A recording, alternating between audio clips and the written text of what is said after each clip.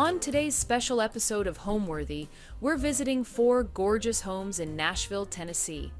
First, we visit a beautifully renovated home inspired by Ralph Lauren, where antiques, rich plaids, and warm furnishings create a cozy, lived-in charm.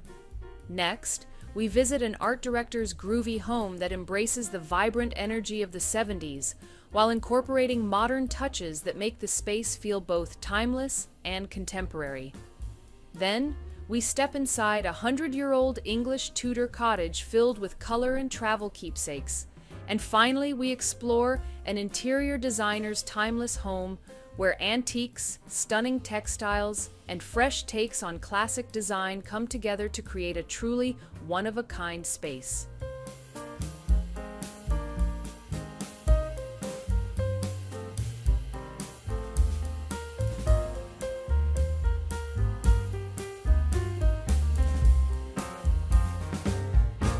You're watching Homeworthy, where we believe every home has a story. Scan the QR code to subscribe to our new channel, Weddingworthy, where we celebrate amazing couples and the love stories behind their perfect day. Homeworthy, I'm Eric. And I'm Ruth Ann Ross. Welcome to Boxwood Hill in Nashville, Tennessee.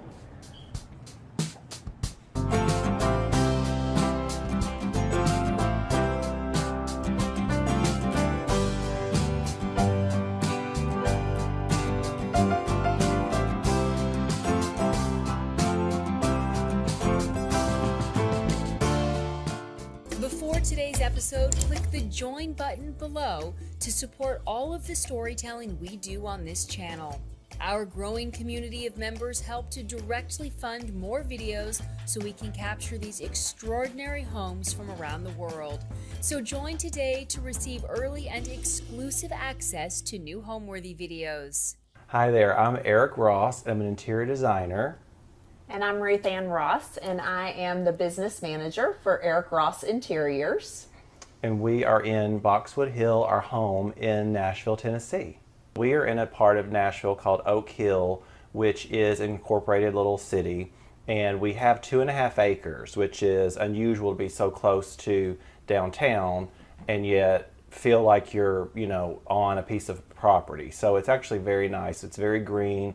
We did spend a lot of time working on the grounds. It was kind of wild when we bought the property. And so we did an expansion 3 years ago to the house, and we upgraded a lot of the grounds when we did that project. So this is our 3rd summer for a lot of these things that we planted. I do like naming things just to provide more romance around it, and storytelling. It's a part of storytelling, which is what I do as a designer for clients anyway, is when we're creating their homes, there's a big component to storytelling when we're creating these rooms for them and learning about their families.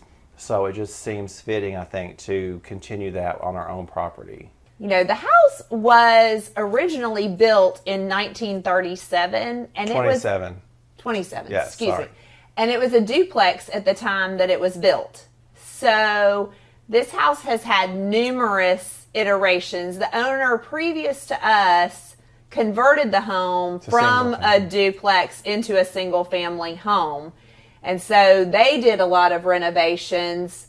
We've done a lot of renovations. This house has just continued to morph over the years. But that was why when we first were struggling with how to give flow and have nice open spaces for entertaining large groups, we were restricted somewhat by the house structurally because there's 2 separate fireplaces and chimneys that go all the way through the attic. Well, that leaves you unable to move walls and things like that. It becomes expensive. Yes. You're not unable, but we do have the budget. Rosses are unable. We do have a budget.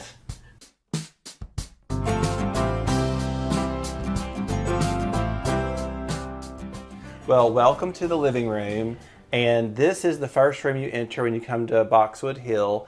And we decorated it in all neutrals because at the time this house was decorated after the rest of the house was decorated because we did it on our 2nd renovation. And so I didn't want to introduce more color. And to be honest with you, I had that skirted table made for a show house and I had it left.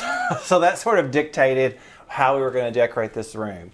So we had curtains made to match the skirted table, and we had the wallpaper installed to match the drapery in the table. I do love to use things in mass, a certain print, and this is a printed iCat. So a true iCat is woven. This is printed both on the fabric and on the paper, obviously. So that's really was the impetus of the design choices in here. And this is the mantle we had redone to make it more historic looking. I didn't go overly decorative on it because this house always used the word noble to describe the house because it's not huge, it's not overly large, and we only have 9-foot ceilings downstairs, so I want to keep things in scale. I talk about this a lot with clients, the importance of size, and so I kept it pretty diminutive, and we have it full of antiques. So I can describe as much or as little as you want to know about. One thing about Ruth Ann and I both is we remember everything we ever bought, who from, where we were, what the occasion. Remember. You remember everything. Good. I remember most things. Yes. One of our favorite things in this room, I will say we both agree on this one, is this gorgeous mirror that Eric found from one of our favorite dealers, Caroline Faison in Greensboro, North Carolina. And I was hoping that it would end up at a client's home, but he loved it so much it ended up at our home. Yes, a lot of things end up at our house, unfortunately. Well, fortunately for me, but unfortunately for our pocketbook. Well, I do mix high and low a lot. I have a hard time getting rid of things. So things that we bought when we were first married that weren't necessarily fine or expensive, I still use today and have a hard time parting with just because, well, we've already spent the money on and they do have some meaning. So this is actually an antique French bench that was stripped, and it had the original fabric on it, and then our dog destroyed it. Yes, so we had to recover the seat cushion because the dog shredded what was there. But he used to jump up in. It was his favorite place to sit. Yeah, and look, it used to be in front of where he could see outside. So we moved it in here eventually. That was in another house, and then of course a portrait of our daughter at 3. And because I'm a proud mother, I have to share, we had this portrait done when she was 3 years old, and then a couple years ago when she graduated from high school, we had her senior portrait done by the same artist. And I think it turned out lovely and is something that we will always cherish. So yeah, those are in here.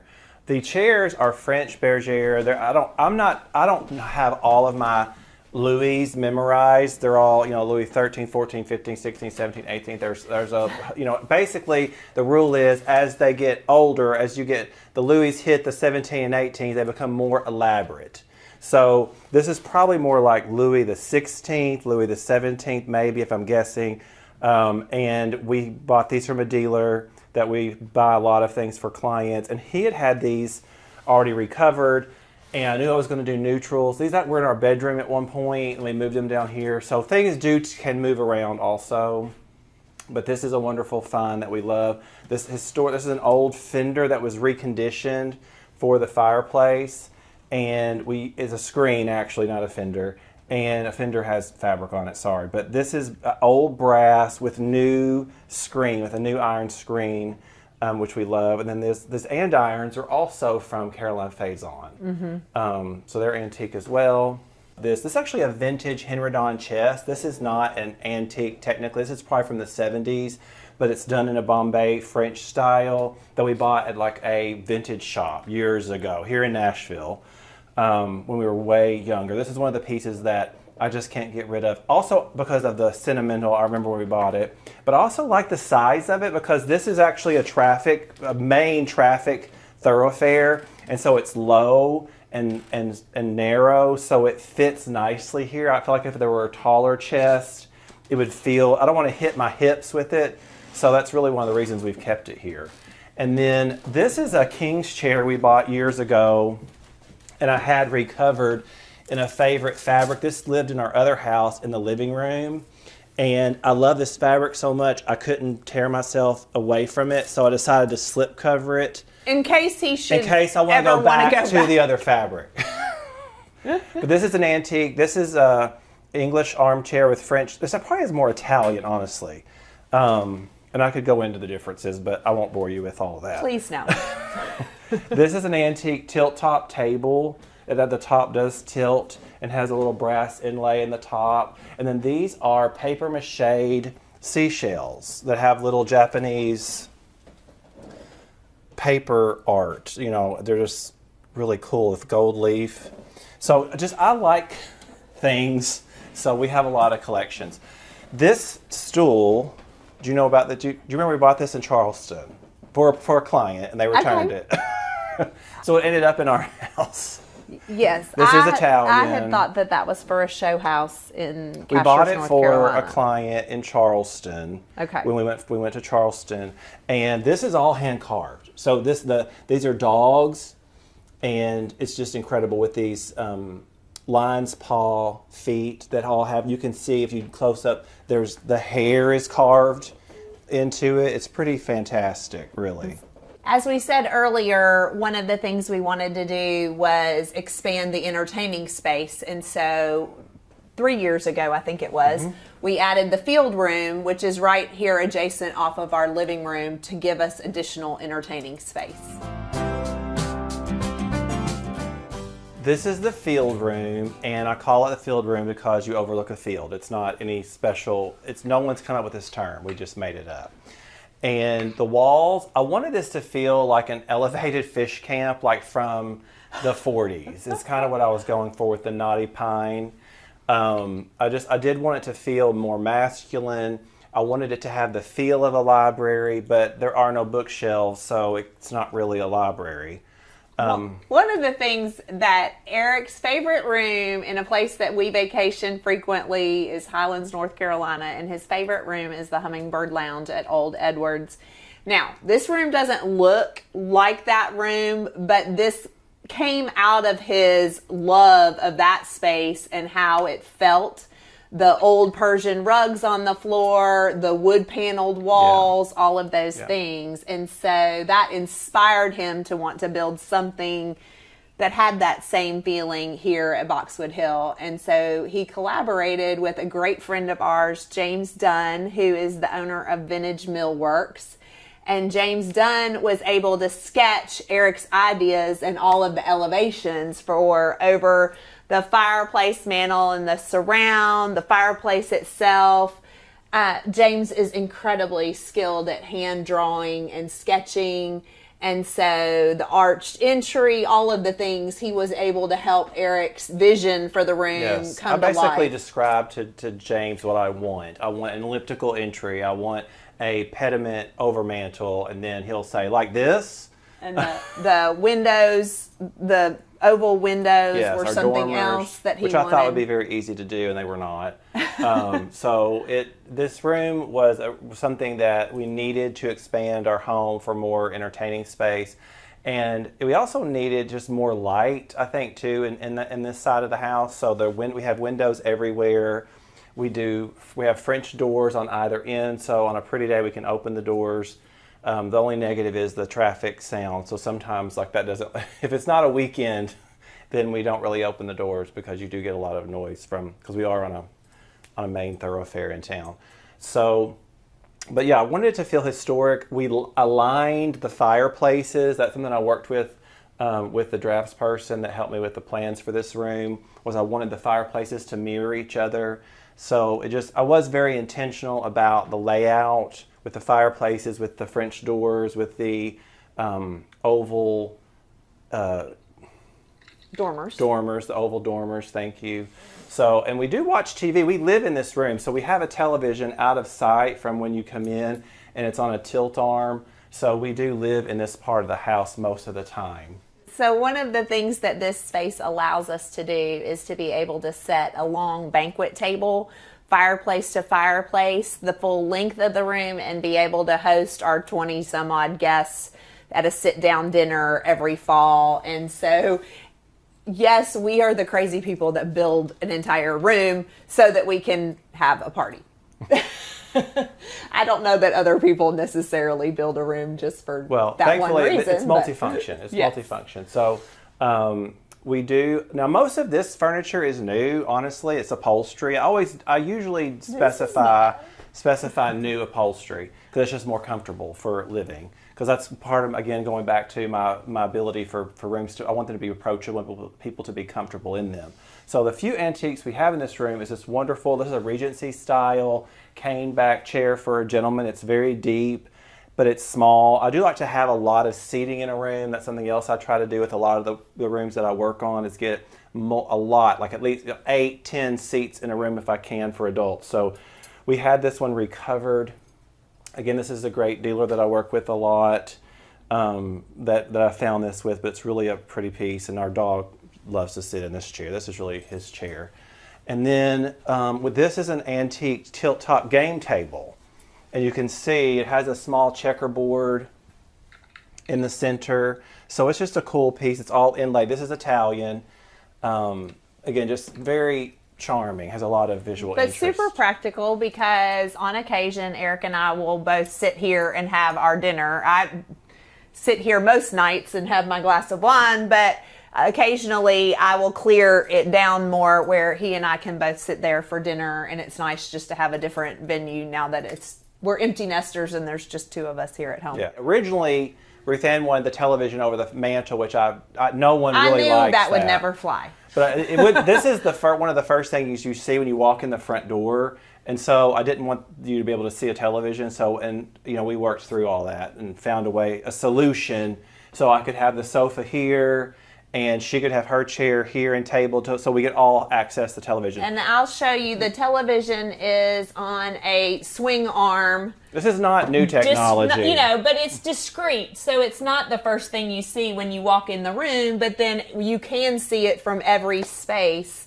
and every part of the room, wherever you're seated. These chairs swivel, and so people can turn around and be able to look at the television if you were sitting here. But all of our friends do make fun of our lack of technology in the house. And how small our television is. Our televisions, I think they're plenty big, but they're not, I think that's 42 inches. We are not the hosts of the big game parties. No, we don't. Let's put it that way. I don't have a room for a big ugly television. Televisions are not pretty.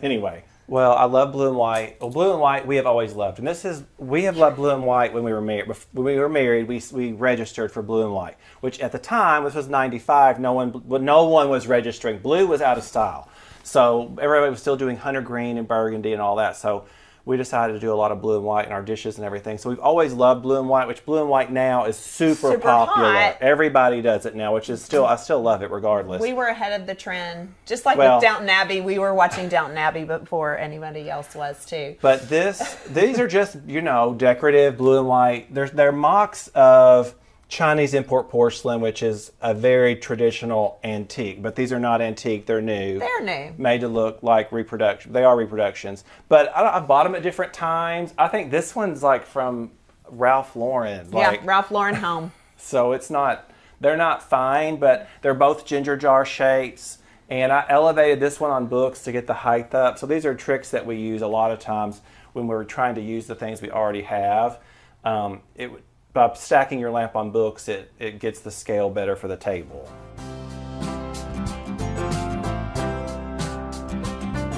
One of my favorite hobbies, and I could spend a whole Saturday just styling and setting a table, is creating a tablescape for any kind of event. And so I have our table here set for brunch, and thankfully the peonies that bloom out by the front gate have decided to show off this week and created my centerpiece.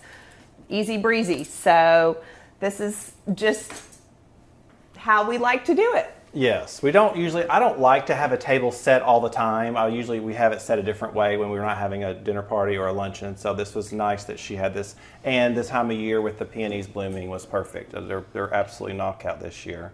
And you can see we do love blue and white. So as you come into our kitchen, the conservatory, you're going to see a lot more of our collections that have come over the years and things that we have come to love. This Italian sideboard that we bought from Kim Faison, Caroline Faison, who we mentioned earlier, her daughter sold this to Eric back at the Antiques and Garden Show of Nashville a couple years ago. She was kind enough to personally hand deliver it to our house. But these lovely little Italian porcelain tulipiers are something that I love. Some beautiful blue and white plates that Eric, I think, purchased. Those are from Carriage. My little sweet collection of KLM villages, the little houses that are actually liquor bottles for KLM Airlines, but I thought they were cute and just something fun to add to our collection. The lamps are not special, they're new, but they are. I use these a lot. I bet you I buy these by the half dozen in pairs.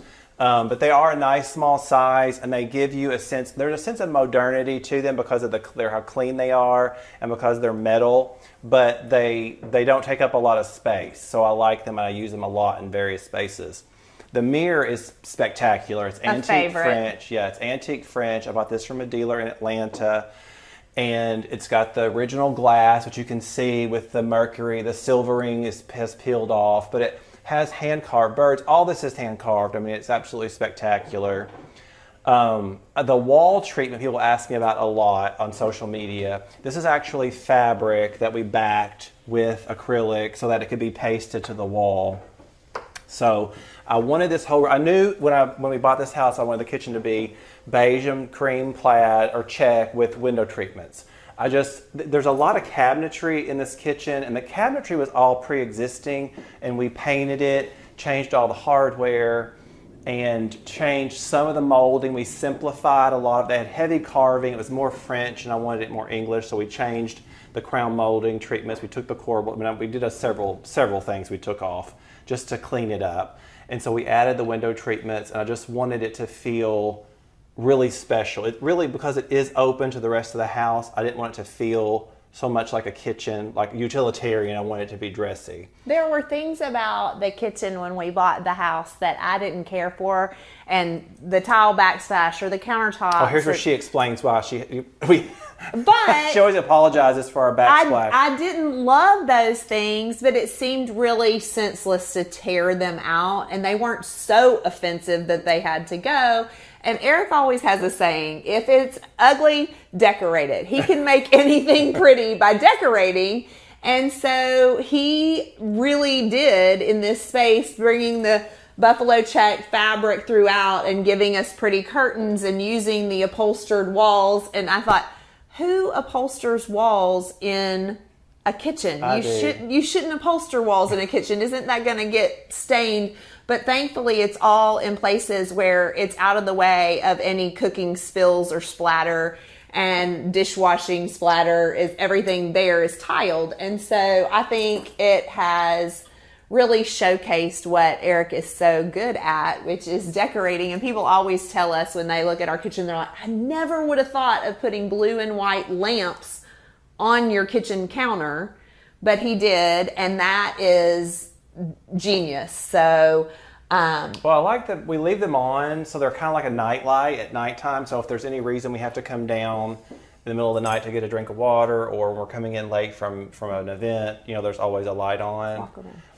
The other thing I would want to mention of the breakfast room before we left, I thought we jumped into this kitchen without explaining. The centerpiece, the real showstopper, I think, in this room is this antique English lantern. And we found this from a dealer in Atlanta, and she had it electrified. It's an old gas lantern, and when we turned the corner, we were shopping, and I was like, that's the lantern for the breakfast room. So we bought it. And we did also add in this tray, the tray was just drywall, and we added Pecky cypress, which is a material that I love to use in a lot of my projects. I just love the distressed nature of it. We left it raw.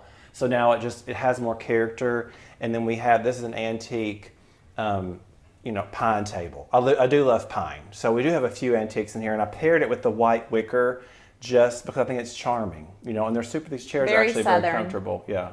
If you'll follow me, everyone always asks what my favorite room in the house is, and it's probably the smallest room in the house, but I would love to share with you my dish room, aka the party room. And it was the one thing that I wanted when I moved to Boxwood Hill, was a great space to store all of my things for hosting fabulous parties. And when ladies come over, they just come in here and ooh and ah and love it. And I did style it after some photographs that I have seen that Bunny Williams has the most fabulous pantry of anybody. And so I styled it that way, and I'd love for you to take a look.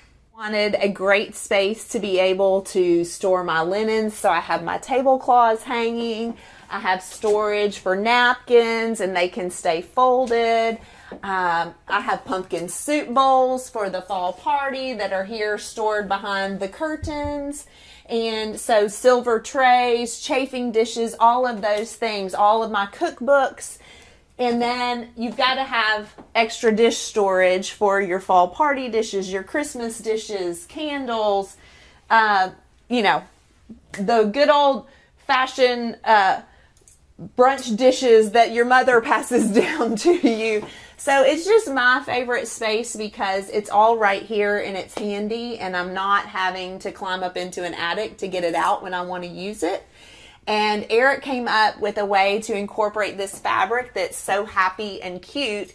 And once again, we had it acrylic backed and applied it to the walls and to the ceiling and for the skirt, just to make this a special happy space.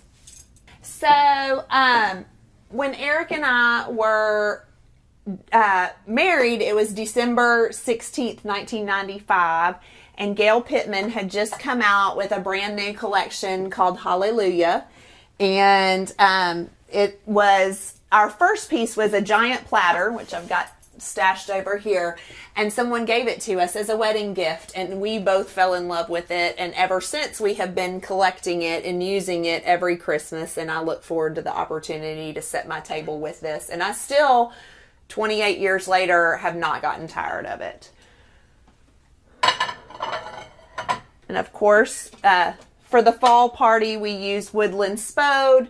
I try to choose the pieces that have the ducks and the dogs. Those are our favorite things. But I also like to have it in here kind of on display. And it's just special to be able to collect it. And when I couldn't afford to have enough pieces, Eric has a dear client who was always kind enough to loan me the extra pieces that I need if my party was bigger than what I had the dishes to accommodate.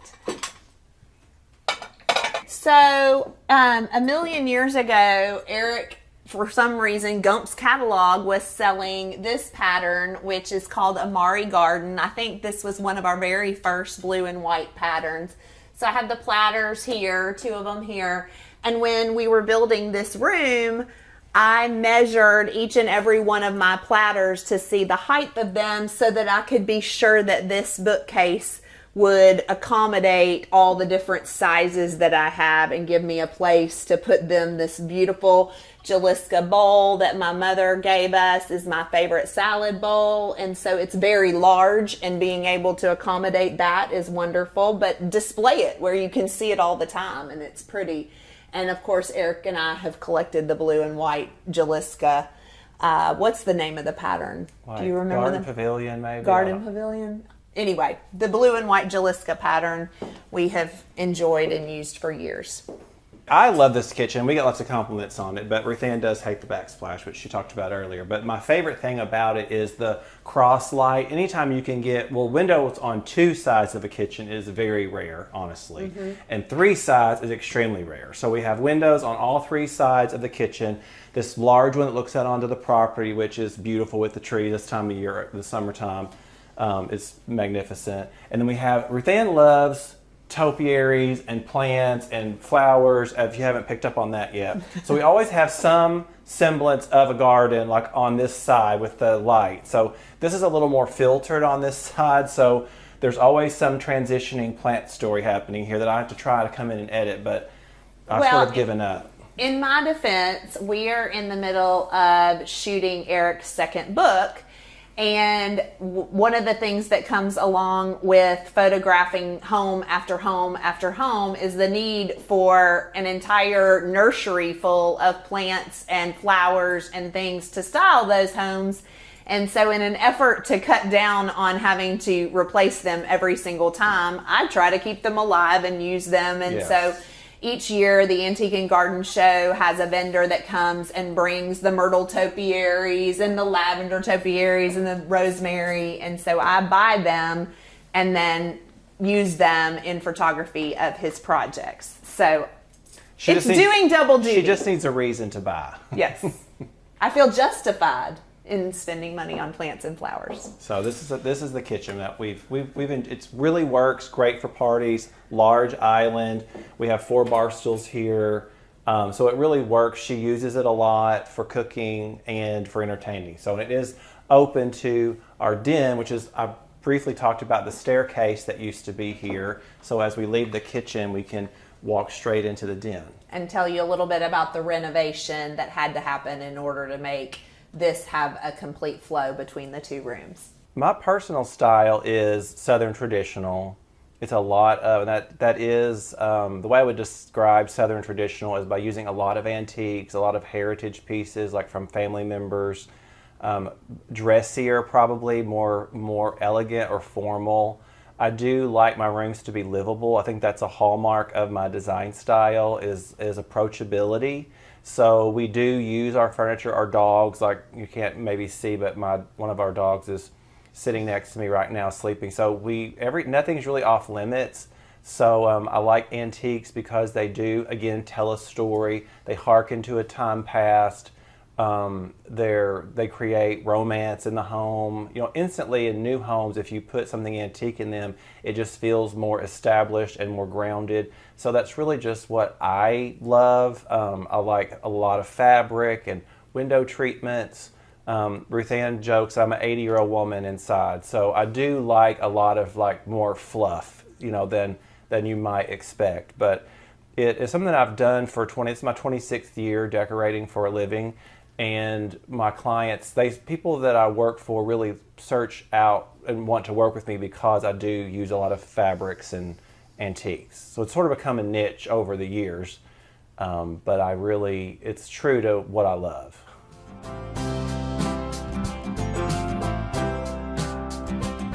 So, as Eric told you earlier, I was the one who would not buy this house or look at this house because the kitchen was separate from the den. And I wanted to be a part of the action on a weeknight or during a party. And so Eric convinced me to take out the staircase that separated the den here from the kitchen. And so where we are standing was actually a stairwell that came down from the second floor. It also had a doorway right here that went down into our basement, which is now Eric's studio for his interior design business. But because we had a front staircase to the upstairs and because we had another basement entry to the studio, we didn't feel like a second was necessary and that it would give the home a lot more flow. So we took out the staircase that actually was right here where we're standing. Yes, well, and the irony was this is an exterior wall, so the staircase was supporting the wall. Yes, so we had to put a large header beam in there. So yeah, that really did open all this up for traffic flow. I think one of the things too that everyone always comments about in this space is the Pecky cypress beams on the ceiling. Eric used those in the kitchen over the table to clad that whole area, but then we had these installed. So they really are decorative. They're not structural, but the Pecky cypress repetition there and in the bookcase over here, I think gives the room a lot more style and warmth and gives it that old charm that we were looking for.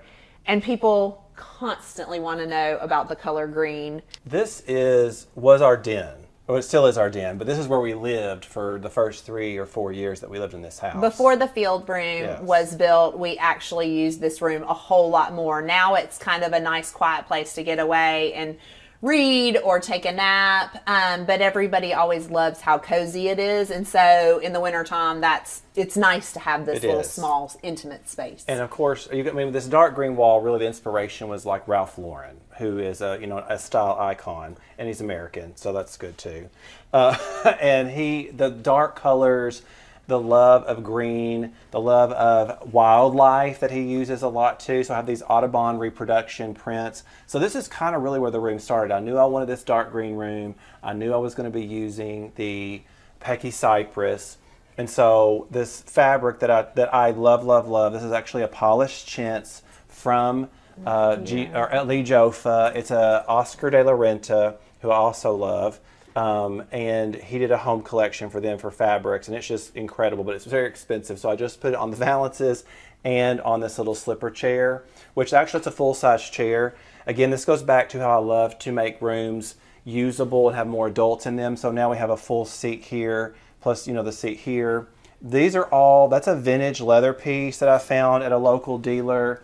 And then this is an antique French sofa that I found. It already had this wonderful velvet, this Italian velvet on it. So, and it's comfortable. I take naps on it. I actually like a firm bed, and so it's perfect for me to take naps on. Yes. So we've had these benches forever. These are not fine, but they're 2 benches put together for a cocktail table, and people always comment. I've done this for clients many times too, because this is actually not expensive, and you can pull them apart and use them, which we did for years at that party we were talking about. Each side of the table, if you need to have extra seating, just take the benches away and use them for the table. And nothing is more quintessential in Ralph Lauren home style than the leather. So you've got the dark wood, you've got the blue and white, you've got the Persian rugs, and you got wool and plaid. The wool plaid. I mean, Eric tried to, I think, do all of the things that make us both love that look and that style so much. Our friends went to New York to see Hamilton, and we were invited to go along, and Eric and I skipped Hamilton, and we hung out at the Ralph Lauren Polo Bar and store all night long instead, because it just feels so good to us. So this is one of our favorite rooms in the house, and we get probably the most comments on social media, questions regarding this room. And tell them the names. You tell them, because I don't remember. I never remember. It's Benjamin Moore Peel Green. People always want to know the name of the paint color. Yes, because I always get confused between this and all of our interior doors are painted a different shade of green. Chrome green. From Benjamin Moore too. So people always ask about those 2 colors, and I can't ever keep them straight. So one of our favorite antiques in the house is the grandfather clock. This is one of our favorite pieces, and I feel like I need to tell a story since it was your birthday present. Ha ha ha. I get the oddest things as birthday gifts. So anyway, I had been stalking this clock forever, and it's a true English case clock. It has all the original workings, the original weight. It's all brass inside. If you look inside, you have to get a light in there, but it's a very fine clock, and clocks are expensive. So and this one wasn't at the time that bad. So I remember stalking it, and it's the scale is wonderful to find one this tall. It's like 101 inches, I think, and just the mahogany inlays or veneers are beautiful. Yeah, so it's just a special piece. And also I love the toll painting on the face of it. We have spaniels, so there's a spaniel chasing the horseman. English clocks are the most desirable because they're the most dependable for keeping time. So Eric had taken me time and time to look again at this clock, to look at a lot of different clocks. And after a few years, he wore me down, and I was like, you know what? That one really does have the prettiest face of any of them. I didn't want the roses and the cherubs and the very Victorian feeling face. I didn't want the phases of the moon that you often see. And so I conceded that, yes, this was the prettiest one. However, he decided, I forget what birthday, 35, I don't know. He said, well, I was thinking about buying you a new car, but instead I went and bought you a case clock. And I thought, I think I would have rather had that car. But then I got there and it was sold. And then literally the antique dealer was like, well, I've taken a deposit from some lady who's waiting for her corn crop to come in. I'm not making this up. He is not making this up. And I said, well, call her back. I basically said, what do I have to do to get this clock in my house today? And so he called the lady. She agreed that if I would pay for her 2 lamps and a chandelier that she also had on the order, that I could have the case clock. So we worked out a deal. I bought somebody in Missouri 2 lamps and a chandelier just so I could get this clock. Yes, but we do get a lot of compliments because it's a special piece too. So I'm glad we have it. I'm actually really glad we have it. This is made of Pecky cypress, and I just basically I had wonderful trim carpenters for this house on the first phase Well, there was the same ones. I hired the same ones for the second phase.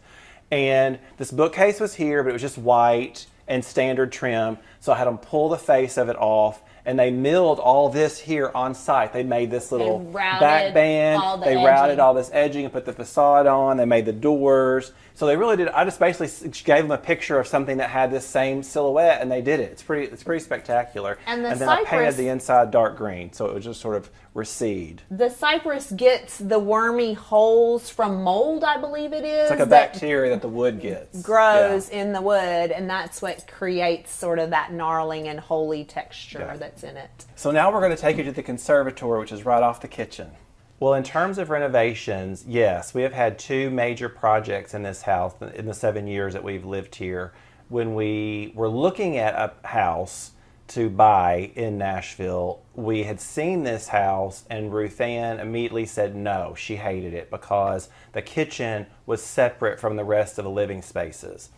And so we dropped it. We moved on. We didn't do anything at that time.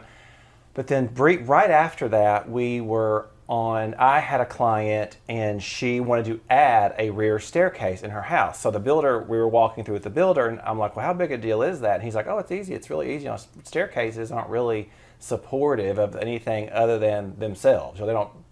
I'm like, oh, well, that's fascinating. I just looked at a house, and there was a staircase separating the kitchen from the den. Would that be a big deal? And he's like, no problem at all.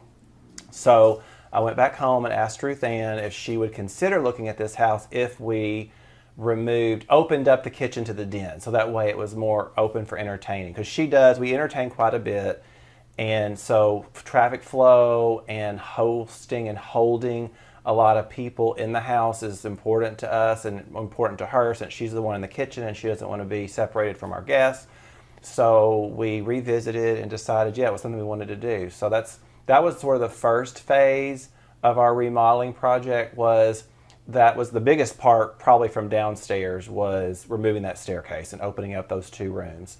Then we added a bathroom and closet for our daughter, because all of the 2 other, there were only 2 bathrooms upstairs. All the bedrooms in this house are upstairs, since it is a traditional house.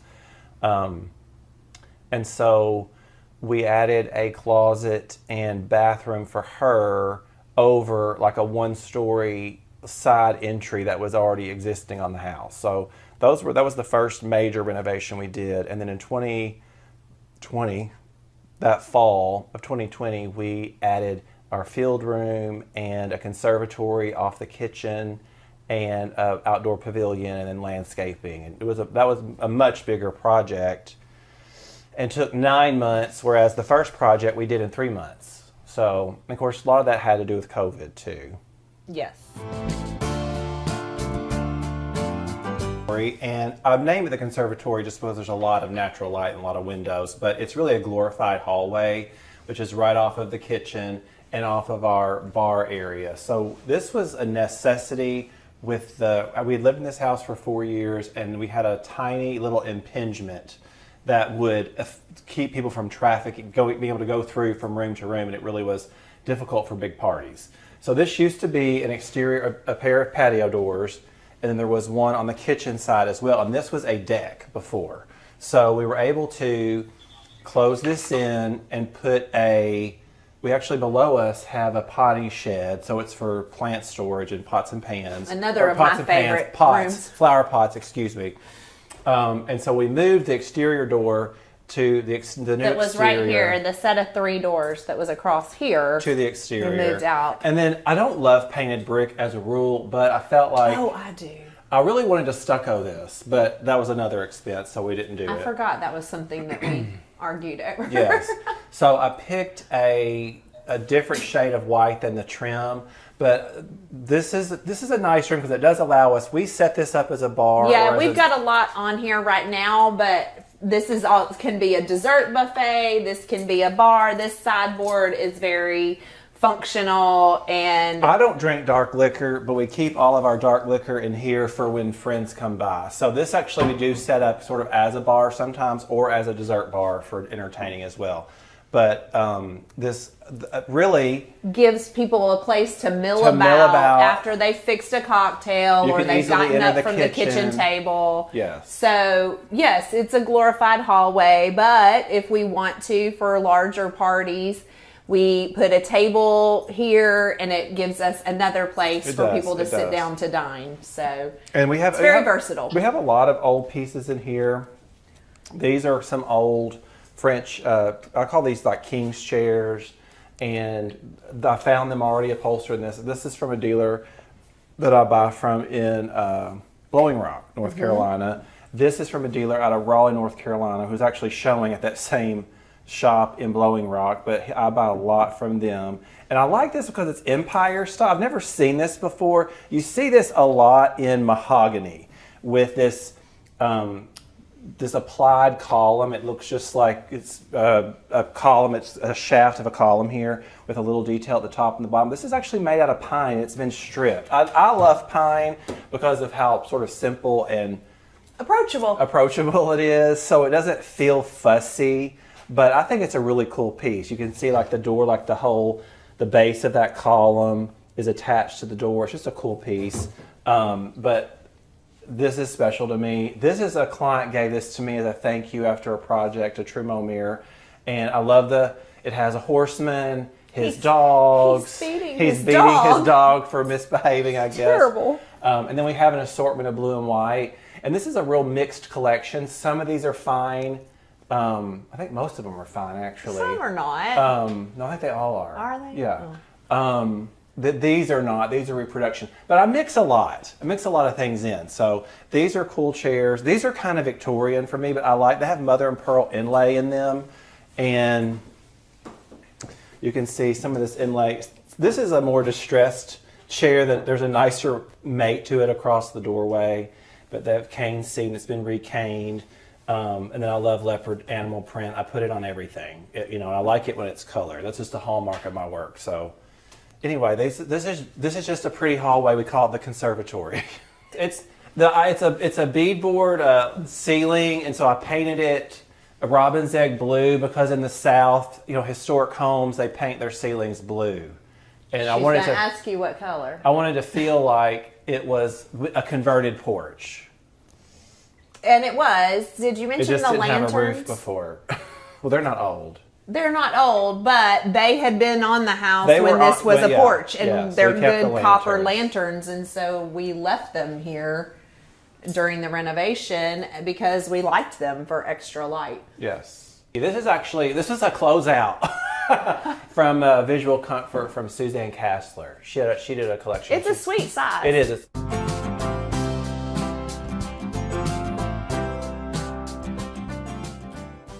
Okay, so this is Eric Ross Interiors where the magic happens, but we are in the terrace level, as some people romantically like to call it, of our home here at Boxwood Hill, aka a basement. And I despise basements, but when we looked at this house, Eric was convinced that this was the space that he wanted for his business. It does have a lot of natural light that comes in from the walkout terrace doors, and so he felt strongly about that, and it has a lot of extra storage space for the business, and we can let you walk through and see that here in a minute, but we completely outfitted the space to suit his business and give us built-ins for all of our sampling throughout the whole space, and it has been a real blessing. We love to work from home. It has been something that we have done now together for 15 years. It gave us a great way to raise our daughter and not have to be at a shop or at a studio, and just provides a wonderful quality of life. Our lovely assistant has vanished when we came down to give the tour, but I would just interject. I've always wanted to work and live in the same space because I think it helps clients visualize and the romance of home. And what I'm selling is a lifestyle to people. I'm not just selling furniture and draperies, but I'm selling them how to live. So for them to be able to come to my home, it's much more intimate, it's much more inviting and special than a studio or an office. And so it's something we've always worked from home. My studio has always been in our home, no matter where we've lived in the past 15 years since I started Eric Ross Interiors. And it really does help to be able to walk them upstairs and say, well, I have 10-foot ceilings and here's how the chandelier looks, or here's the type of drapery treatment I want to do, and I can show them the quality of it. It's just right. This is the upholstery line that, is my favorite. Yes. And here, sit on this sofa or sit on this chair. Correct. And it shows them too what my expectation is. Like if it's a new client, like, oh, everyone doesn't live like this. Like this is what we're doing in your house. We're going to paper every square inch. We're going to have draperies everywhere. We're going to have antique rugs. We're going to have comfortable furniture. So it sets an expectation with the client and sort of helps to educate them. So I think it's very intentional. Yes, it's benefits that our daughter didn't have to go to daycare, but that really wasn't the primary objective. If I'm being honest, it's been very effective in our business. Right. The basement was part of a renovation. And basically in the basement, all we did was we took out all the flooring. Shag carpet. Painted all the walls. Again, we went with everything white down here, just again as a neutral ground for decorating other houses. Again, functionality and flexibility. This is what I call my work table, which is skirted, so it has all my projects in bins and baskets underneath. Yep. So you can see, some projects laid out. And then it's also on rollers. So if we're gonna, like when we're looking at Oriental rugs and they're big, I can roll this out of the way. We can move this and set it over by the wall, and I can lay out carpets down here. And so it's really been an effective use of space to have just to have all of this. And then years ago when I started, again, this has been my 26th year decorating for a living, and we would do, most of it was books. We had book plans with a lot of these vendors, and that's how they sampled. But as the industry has changed a bit, and this is a very expensive way to sample for the vendors, a lot of them have moved to flat folds. So now we have kind of adjusted and now have baskets, and these are arranged by color, by type of fabric. This is large print greens, large prints warm, large prints cool.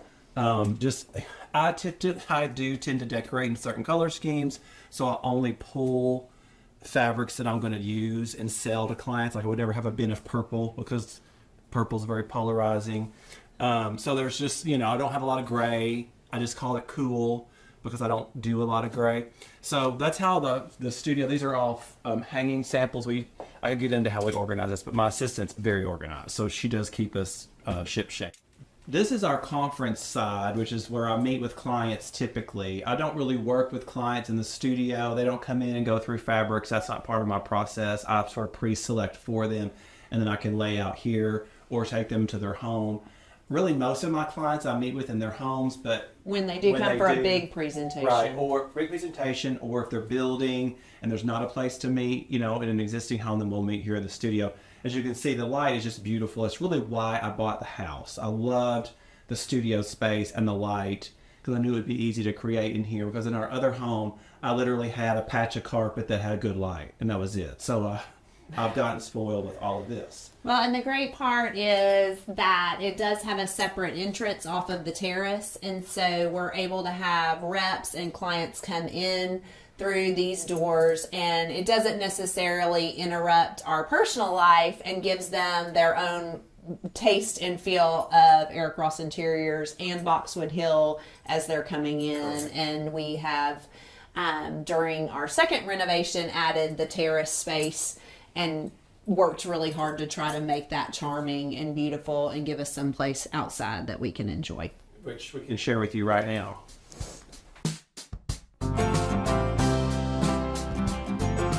So this is the terrace of our home and the space where any of our clients, sales reps, guests of Eric Ross Interiors would come in.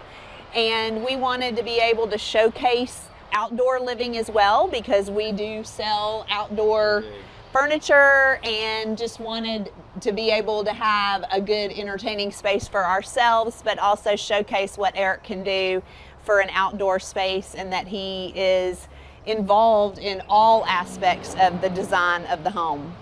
So This cute little space that's tucked away conveniently, as Eric mentioned while we were in the conservatory, is what we refer to as the potting shed. I don't really work so much in the garden per se, but love to pot plants and flowers and that kind of thing. And this gives me a great place to store those things, as well as all of our outdoor cushions that you have to put away in the winter time, and just the clutter and the mess and the dirt that you don't necessarily want to have a shed per se, but this is a cute and happy space that I enjoy using a lot, and is also really practical and functional way of utilizing what was underneath the conservatory. Yes, and I'll also say this is our third attempt to grow something in these pots. So there are certain aspects that we fail miserably in our gardening. Try again. So we've had Confederate jasmine, we've had clematis, autumn glory. It's supposed to be. So now we're going to try roses. So if you give us any pointers.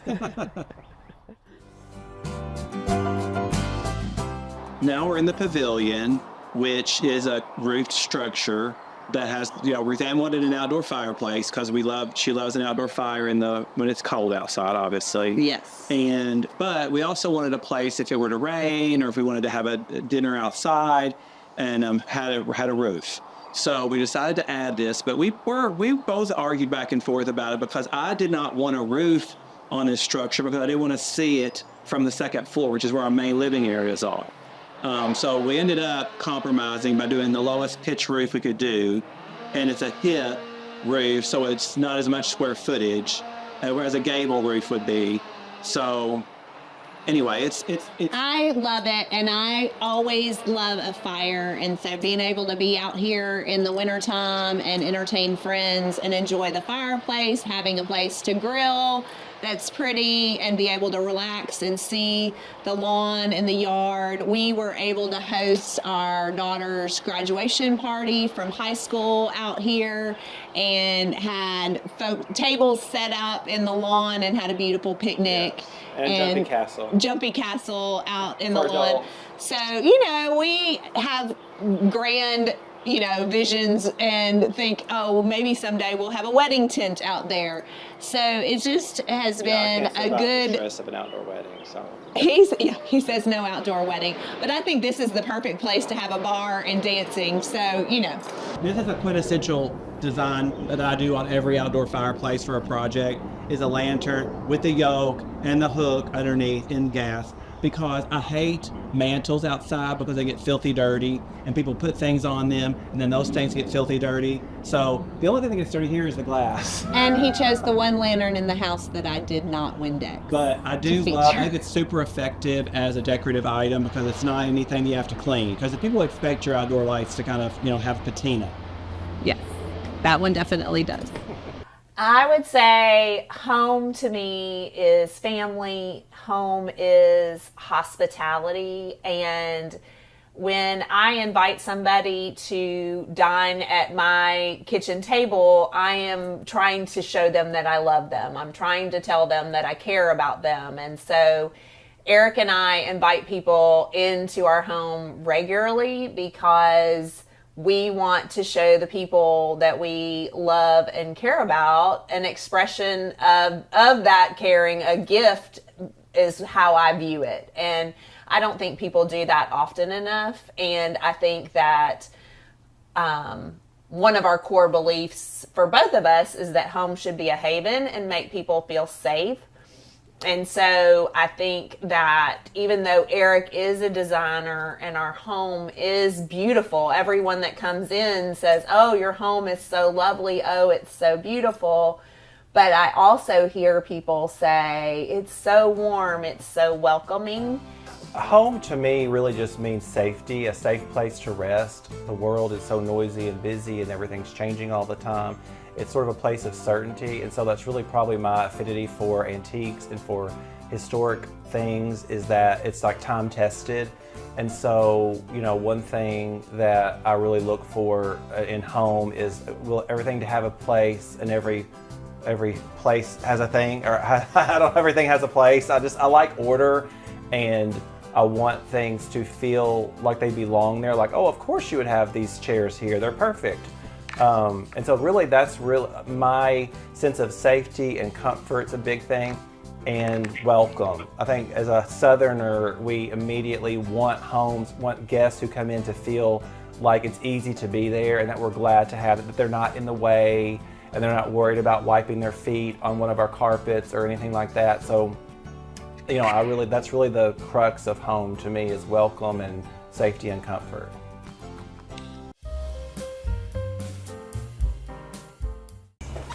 Hey Homeworthy, I'm Coulson and this is my home in Nashville. I'd love to show you around.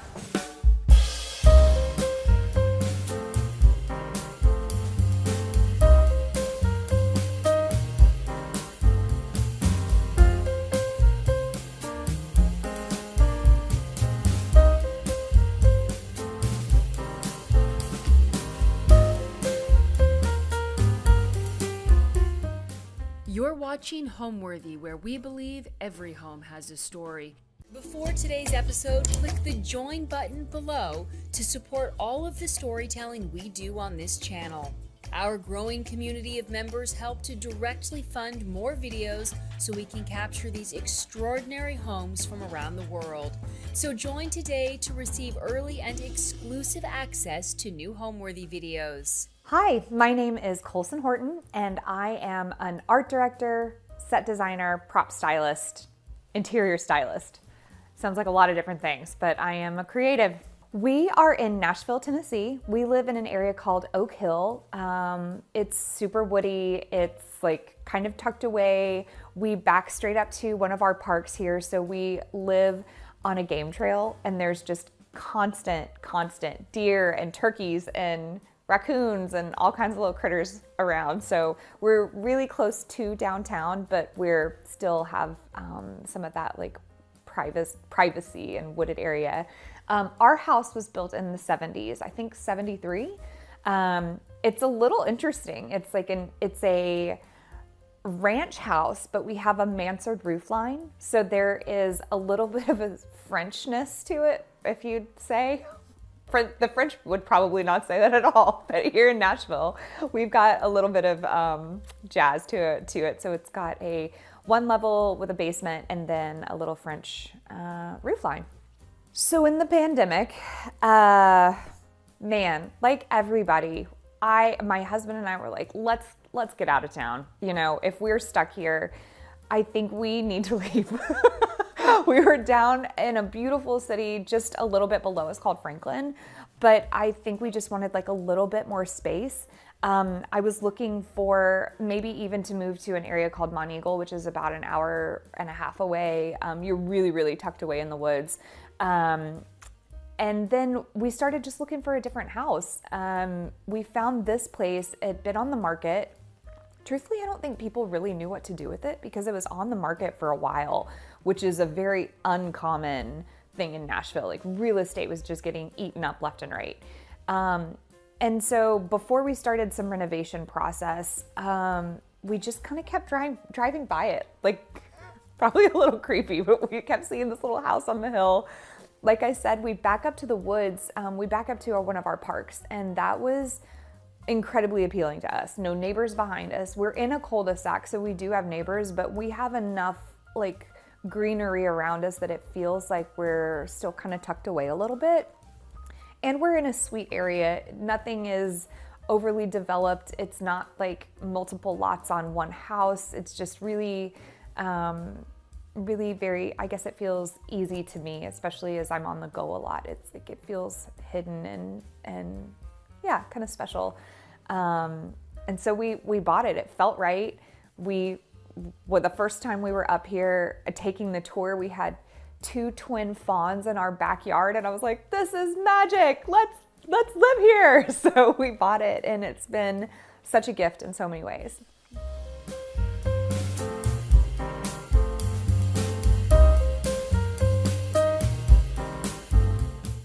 Welcome to our sunken living room. It's so groovy. Straight up from the 70s. This house, I mean, who's got a sunken living room? It's so fun. When we first kind of renovated this space, this was really closed off. And so being able to have this as an entertaining section is such a joy for me. I think I want to start with that we added in a bunch of this dental molding.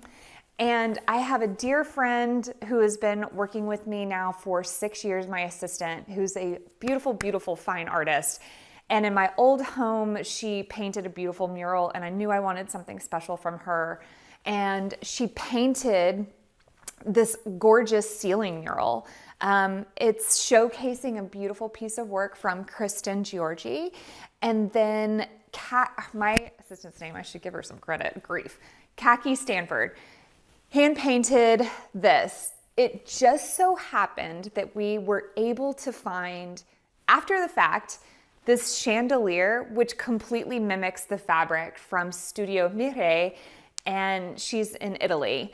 And so you see the fluidity of, I think it's called the nebula, but it's the movement really just kind of brings me to life. So I kept everything neutral in that regard because it's a ceiling mural. So we kind of toned it down a little bit. And then everything else was a little bit more neutral, aside from this sofa, which was a vintage piece that I bought from a friend.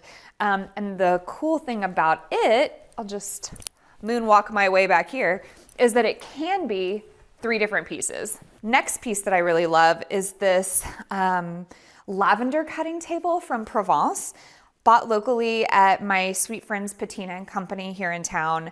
They curate such a great selection of things, and I love, you see straight on all of the chopping marks on the lavender.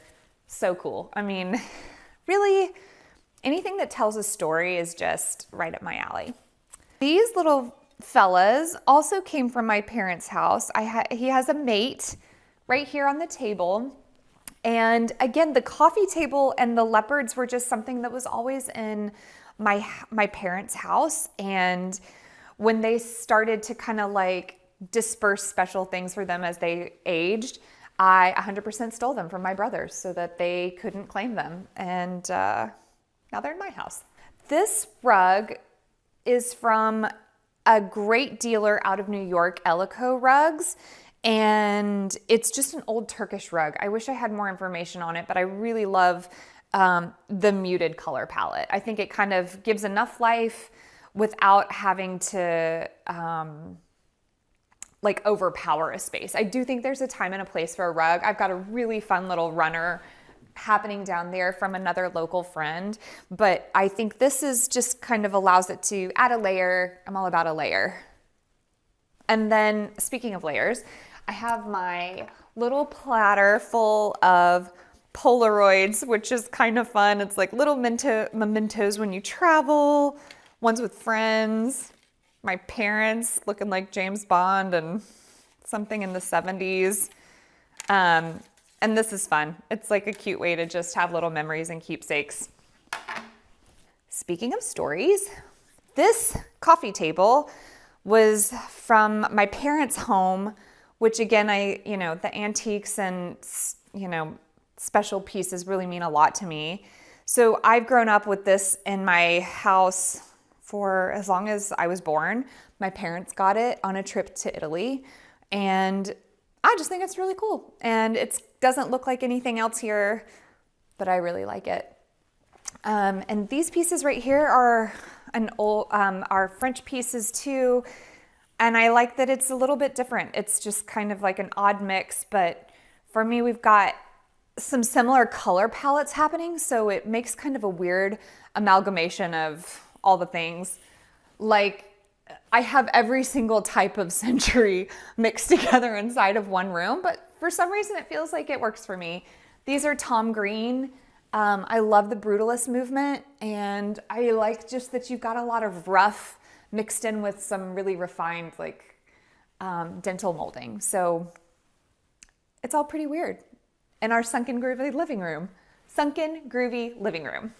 My first impression of the house, I referenced that people didn't know what to do with the house, and that's maybe unfair, I guess, because it sat on the market for a while.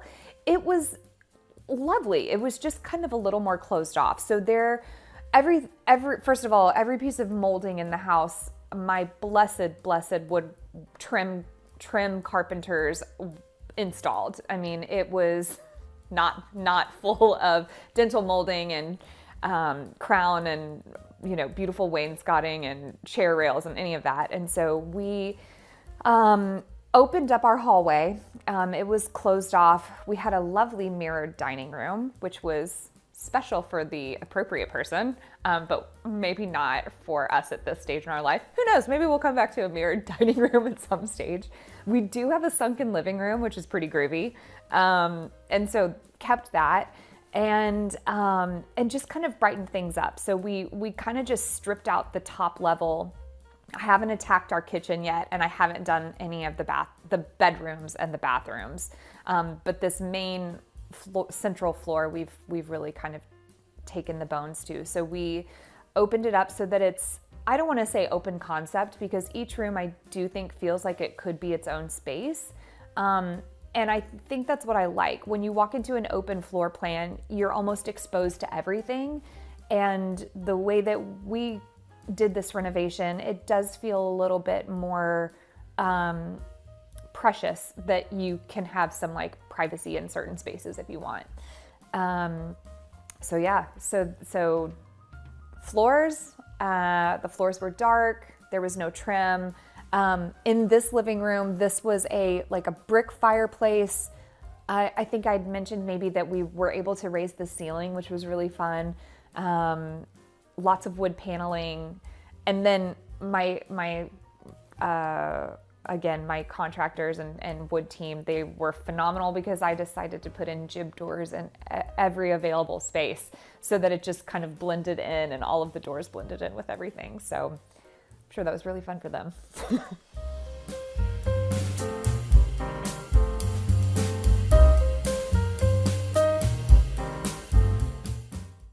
All right, we're moving into the dining room, which is only just a few steps away. So the first thing that I want to talk about is the little bit of a color change. Most of the main space, the hallway and this sunken living room, are in a lovely white, and I wanted to infuse a little bit of color and personality. And because we made this more of an open space, I thought I could do that with the green. So I added in Benjamin Moore Tate Olive. It's such a lovely color. It's so easy and tranquil. It feels, especially because I love having the windows to outside, it just feels calming to me.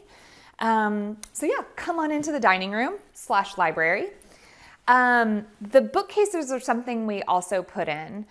They were really because I found this incredible dragon mantle and I wanted to figure it out. And I wanted this room to also feel like it was a bit of a library. I have a lot of fun little tchotchkes and collect some really great books.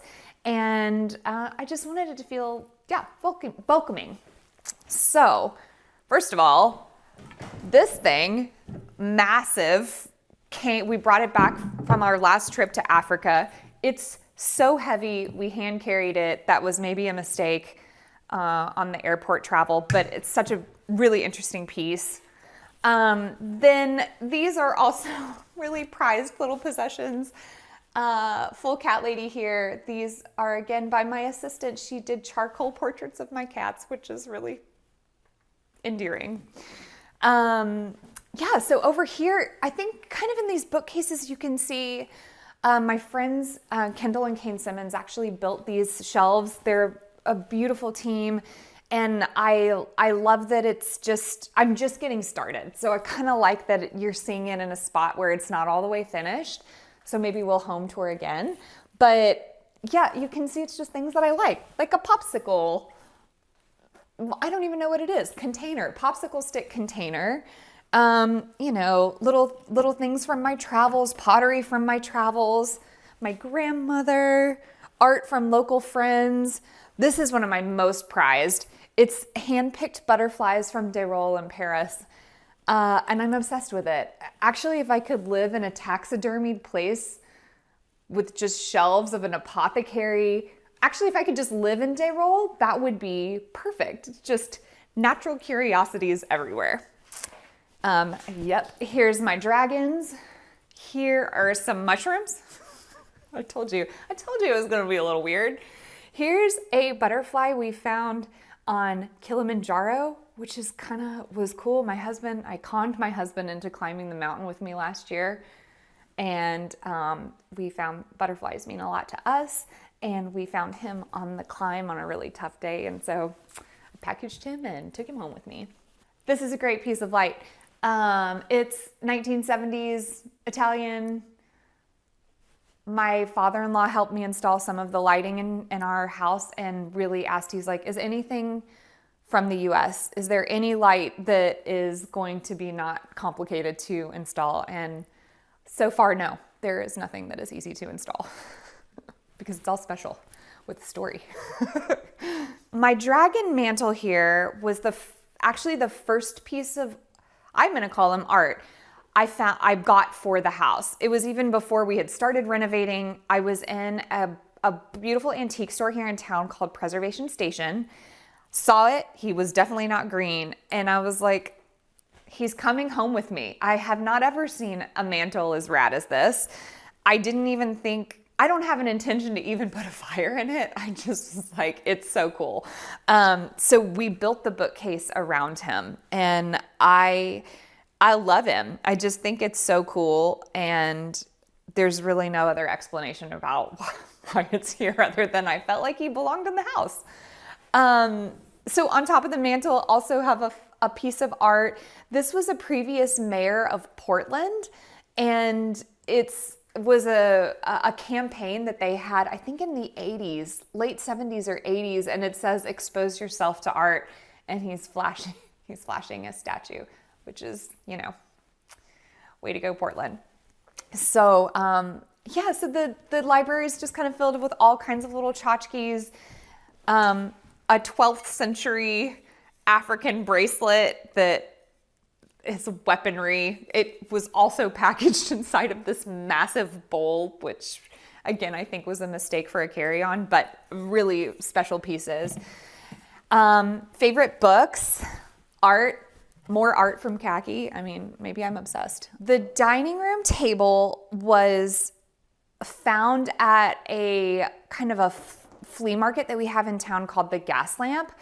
And I got it for $500, which was awesome because usually I'm bound to pick the most expensive thing in the store inevitably. So the fact that this was such an incredible steal, because then we had to figure out how to get it home. But it's such a pretty table. We do have to figure out how to adjust the height because it's a little bit tall for people when they sit down. But still, such a great piece. I don't know if you can see any of the legs. Kind of rare to find some gorgeous sculpting like that these days. I think it's walnut. And then these two head chairs, they're a bit massive for the table, but I liked them and I didn't know where else to put them, so that's why they're here. But they came from the very first house that my husband and I had together, and I thought they were just pretty, and it's fun to have nostalgic things. So that's there. And then these are from West Elm. I would describe my style, as maybe a little weird. Curated. I think definitely curated. I love to travel. I get to travel with work. So that allows me to really kind of find these special pieces. My mom, I grew up in the South. Born in Texas, grew up in Atlanta, living in Nashville. I've lived kind of in a lot of other places, but definitely Southern rooted. And my mom was just loved antiques, loved to go find really special pieces.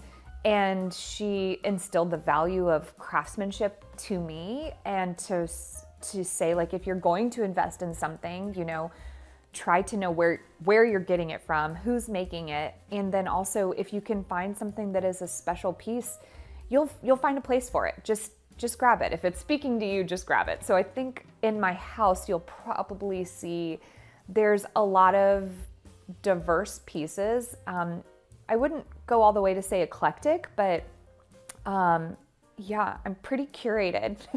I'm a weird curated person.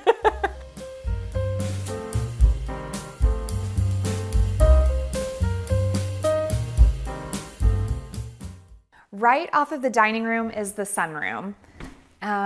This room, I think, was one of the reasons really why I wanted to buy the house. It has so many windows. It has that elevated ceiling, which is so nice, but really it's just the connectiveness to nature.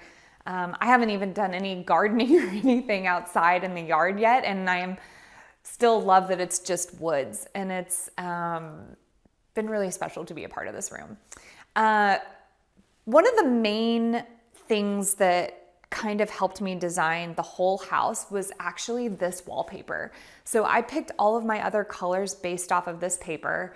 It was the room I knew I was going to install.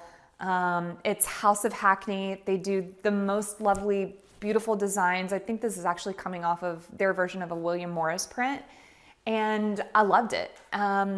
We still are going to be redoing our floors in here, so that's kind of a fun thing for me to look forward to. And I still need to find a light fixture, but it's nice that I kind of like working in stages, because then I can live in it a little bit and also still make sure I'm not making a mistake later, because everyone loves to redo a project 3 times. Anyhow, so in here we painted the ceiling, we painted the trim, we did, like I said, the wallpaper, and then I kind of started with some pieces that I already had. Like this was an old settee. It was from our first house, and I haven't decided if I want to reupholster it or even put in a new sofa, but I thought it worked well in this space at the time, and I think there's an importance to also using what you have. Some gorgeous antique chairs from Ennaby, also a fun local dealer, and they're pink mohair, which is great. And then these, I just feel like you should guess how heavy they are and how fun it was to move them, and why I'm probably not going to move them out of this room again, because they're full pink marble, real heavy, but they are so gorgeous, and I don't know the history on them, but I just know I am obsessed with them. And then kind of right above them are these really pretty light fixtures. These are 1920s, again, come from a local spot called Preservation Station, and I just thought they were so delicate. You can tell that I apparently am not afraid to mix generations or styles or anything, but I really, when you like it, when you know, you know. What else is in here that's the most fun? These chairs are from Soho Home, which are not not an antique piece, but really fun. And they're a sweet client of mine, and so I like having that too, representation. Let's see. This is just some huge stump. I don't have anything else about it except for that it's kind of cool, and I like mixing in what's happening outside and to the interior. And maybe everybody's favorite, or maybe my favorite, is the glassware. I'm just a glassware junkie. I love it. I love all time periods of it. Should we cry? It's so beautiful. I don't know how to explain how lovely this piece of glass is, but I love it all. And so I was like, I'm gonna just kind of curate some pretty glassware, and then we can have a cocktail together. I think that my career has informed my style and aesthetic in a way that is particular. Depending on if I'm working with, in front of the lens or behind the lens or whatnot, I typically style to the camera. So if we're working on print or whatnot, we would design around what the frame is going to be. So in my house, maybe that is why I'm a little more like kind of have little vignettes everywhere, because I kind of make like little curated moments. But I think more than anything, I had a beautiful education in color, in texture, in composition, and education, formal education for sure, but also just through so much experience. When you're on the job, when you're working with a client or whomever, your role is to place things together, no matter what your technical position is. And so I learned a lot of those technical skills that I think allowed me to have fun here. In my previous home, I had a lot of gray, and I think that was also maybe what was trending, and also what, you know, maybe I think your home might also be kind of where you are internally. So there was, you know, I wasn't quite as vibrant as I wanted to be. And when we came here, I knew I wanted some punchy color. And I think my work has allowed me to be bolder. Or actually, I should say, my work has allowed me to know when to be bold, like when to say yes and when to say no. And now that I'm definitely more seasoned in my job, I feel comfortable like being able to say, yes, let's go for it. Why not? No, we don't need to. That's not where the impact needs to be. In our hallway is the very prestigious Jerome, who is my lovely statue. I love him. I love that he happened to be the same color of green as my dining room. And for some context, the green dining room library is right behind you. So he ties it all together, but he's wearing an African tribal necklace. He's worn party hats before. He's worn a couple of other things, but this is his current little piece. And I think it's really fun, and he brings me joy. And he's also sitting on this gorgeous viola marble. This is such a gorgeous piece of art. I don't know the provenance of it at all, but I love the color palette. It just kind of speaks to me. And it happened I had it before we lived in this house, and the colors, I guess that's what I kind of brought everything together, but it fit right here between here and the lovely green, and then the blue. We've got Hague blue is our blue color in this room, and that's really like a nice little cornerstone for me. I find inspiration, it sounds like a calendar. I'm like everywhere. I feel like there's like I need an eagle poster behind me or something. But I try to live very purposefully, and sometimes there's a lot of chaos happening in my life. But I think that because I want to value each day and really try to like, you know, hone in being present, I find the inspiration everywhere. I really do. I love to be outside. I recharge in nature. I love to like I said, when I came up and found this house and there's a bunch of little baby fawns and we have 35 turkeys out in the yard, which is like, what? That is inspiring to me. I mean, it could be the colors of their feathers. It could be, you know, formation. It could be texture. Really so many things, but I recharge out in the woods. I recharge traveling. I love to explore. I love to find like different experiences. I love to talk to different kinds of people, just to be open. I think we need that humanity. I think everybody needs that, to stop and not be rushing around and really ground yourself and ground ourselves here. Welcome to my powder room. It's one of my favorite places inside of the house because no one can find it. It's inside of this jib door, also hidden doors, which my contractor hated me for because I put them all over the house. Here we go. Welcome to the powder bath. Beautiful paper. Again, it's nature inspired, Brentring and Fee. And then this little creepy piece of art that I pasted googly eyes on just to give some conversation in here. Some Kelly Wearstler lighting. She's the best. And yeah, that's about all that's happening in here. I did jewel box it out, so it is painted on the top and the bottom and the trim work everywhere. But yeah, that's the restroom, if you can find it. My favorite part about our house is that, I have so many favorite parts. That's a great feeling. My favorite part about my house is that I like my house.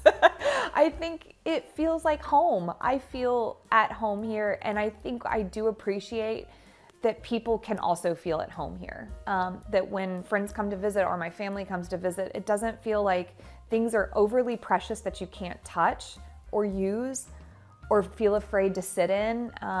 Like it's not a museum type of house, but it still feels like there's been, effort kind of put in. So I like that. I like that our house feels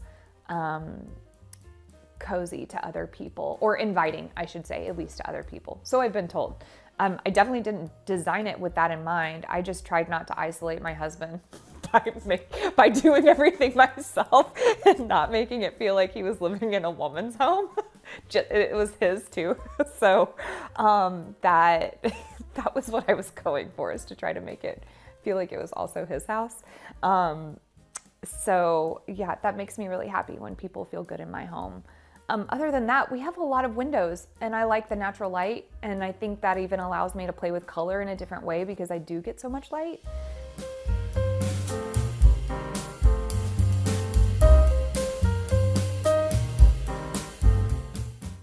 Welcome to the blue room, named the blue room because it's blue, also called my living room. This room was also really fun to work on. We didn't know that we could raise our ceilings when we were first in this project, and my husband and I weren't really thinking very structurally, but we're like, if our sunroom has 14-foot ceilings, maybe everywhere could have 14-foot ceilings, but that's not how architecture works. However, our contractor did let us know that we could raise the roof on this room, and I'm so happy that we have a little bit of that extra height. To kind of kick things off, I have this fabulous chandelier, the cherry on the top on every room, right? Steel Novo, antique. It's Italian, but I bought it in France. Again, my father-in-law was loathing the installation. And also the lighting is like a refrigerator light bulb for European lights. So definitely doesn't give off. It's really more ambiance, but I sure love it. The other thing that we put into this room that makes me excited is we implemented a picture rail alongside all of the trim work that we did. So we put in a jib door, put in all of the trim, and then the picture rail was a great way for me to be able to hang art in different places without actually putting it into more of a high gloss room. And then I've got, just kind of an interesting curation of art, which some of it's really fun and some of it's just personal. This is George. He came from Dorothy Draper's estate, which is so cool for me. I'm like, wow, this is amazing. He's just happy to be here, and I'm happy he's here. Kind of some other fun little tchotchkes. Again, like I love the butterflies from Derol. Some mocha ware, little pieces of like art that I've collected around my travels. Surprise, surprise, another plinth that's heavy and in the room, but also it's just holding some oranges. Again, I love the art. Ellsworth Kelly. This is an ink from France, and just kind of speaking to me. This lady back here is actually one of my newer pieces that I've put up, and I just love her. I love her story. I think she's interesting. I love the colors, everything about it. And the dealer told me that the man who painted it was actually a very famous screenwriter in France in the 30s. And I love that he worked kind of in my same film. I'm not on the screen side, but I work in the art department. So that just felt really cool that I didn't know that story before I bought it. So I love that. A big old comfy sofa and other little fun pieces of art that we've got around here. Trying to think what else is really special. This beautiful book that was a book of poetry that my mom and dad got on their honeymoon, and I just keep it along with some little seedlings and another piece of art because I like to collect stuff. And let's see. Oh, here's a whole container of collected stuff. Pipe. Piece of wood from Kilimanjaro. I came back with a lot of stuff I probably wasn't supposed to take back with me. Also Exhibit A. I'm sorry, Africa. yeah, just collections of things as I go around. My grandmother's crossword pencil before she passed away. A cork from a good time with some girlfriends. This is a scooter that sometimes I ride around in. And it kind of looks like it's like a Tiny Tim scooter up against my fireplace. But my old company, I used to work for a Louis Vuitton, and this was my gift when I left the brand, which was pretty fun. And so now I zip around in my scooter, and it's super bougie. But here it is. Thanks for the memories. The blue room is our full-on let's chill room. I mean, it's our movie room, our TV room, listen to records, just sit by the fire. This room, in so many different seasons, because we've got a couple of different windows and we're up high, it feels like we're in a little treetop, or I like to imagine that I'm in a little treetop. So I love just feeling cozy and comfortable in here. It's not formal in any way, and so it feels very relaxing to me. And so this is our like, let's just rest. That's this room. If I back over here awkwardly on the sofa, this actually makes me laugh. Yes, this is a stick. It came from Arizona It's a juniper branch, and it was all twisted because of the energy that's happening out there, but I brought it home with me in the airport as a carry-on because I just loved its twisted, beautiful branches.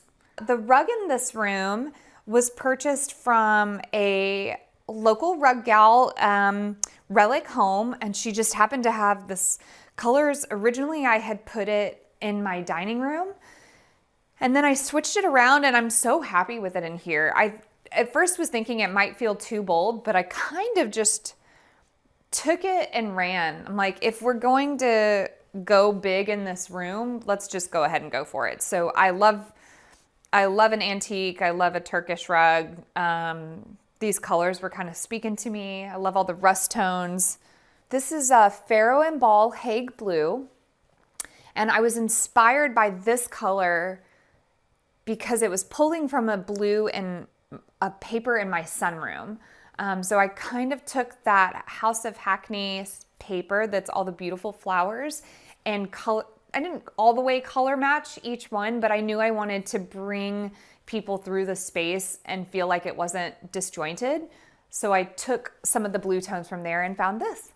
I think we are so much in an age of more, or let's get it done immediately, or I just want to, go to a box store and maybe buy everything that you might see in a catalog.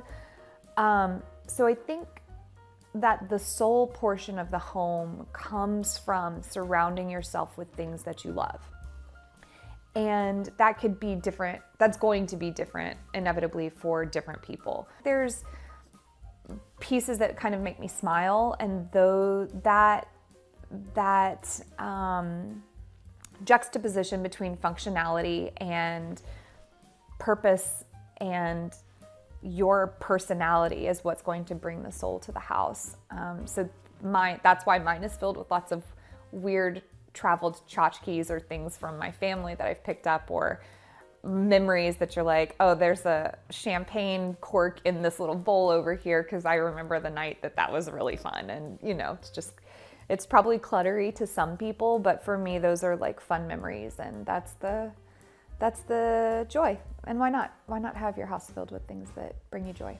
All right, so now I'm going to show you a space in my kitchen that I've been working on. It's a little kitchen nook. I can't wait to show you.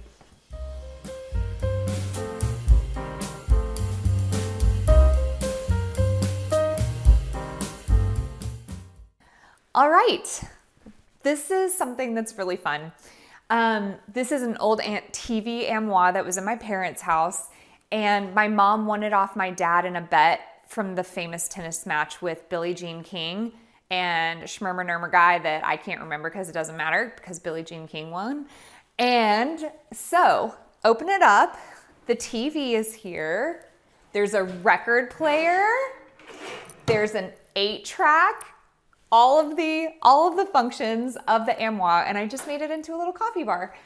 So it's a fun way to start the day. And then I get to keep some fun little mugs, and yeah, it's my coffee station. I just put in new fabric.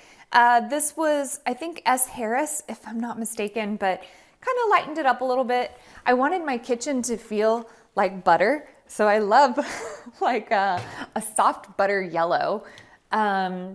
And I'm in the process of redoing my kitchen, so I'm going to show you some parts of it, but you just know that we're working on it.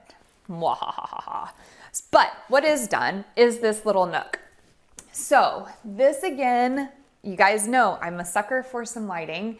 Man, Tom Green, Brutalist, I got him off of an old Instagram post that had been up for like 70 weeks or something like that, and I bought it for $200.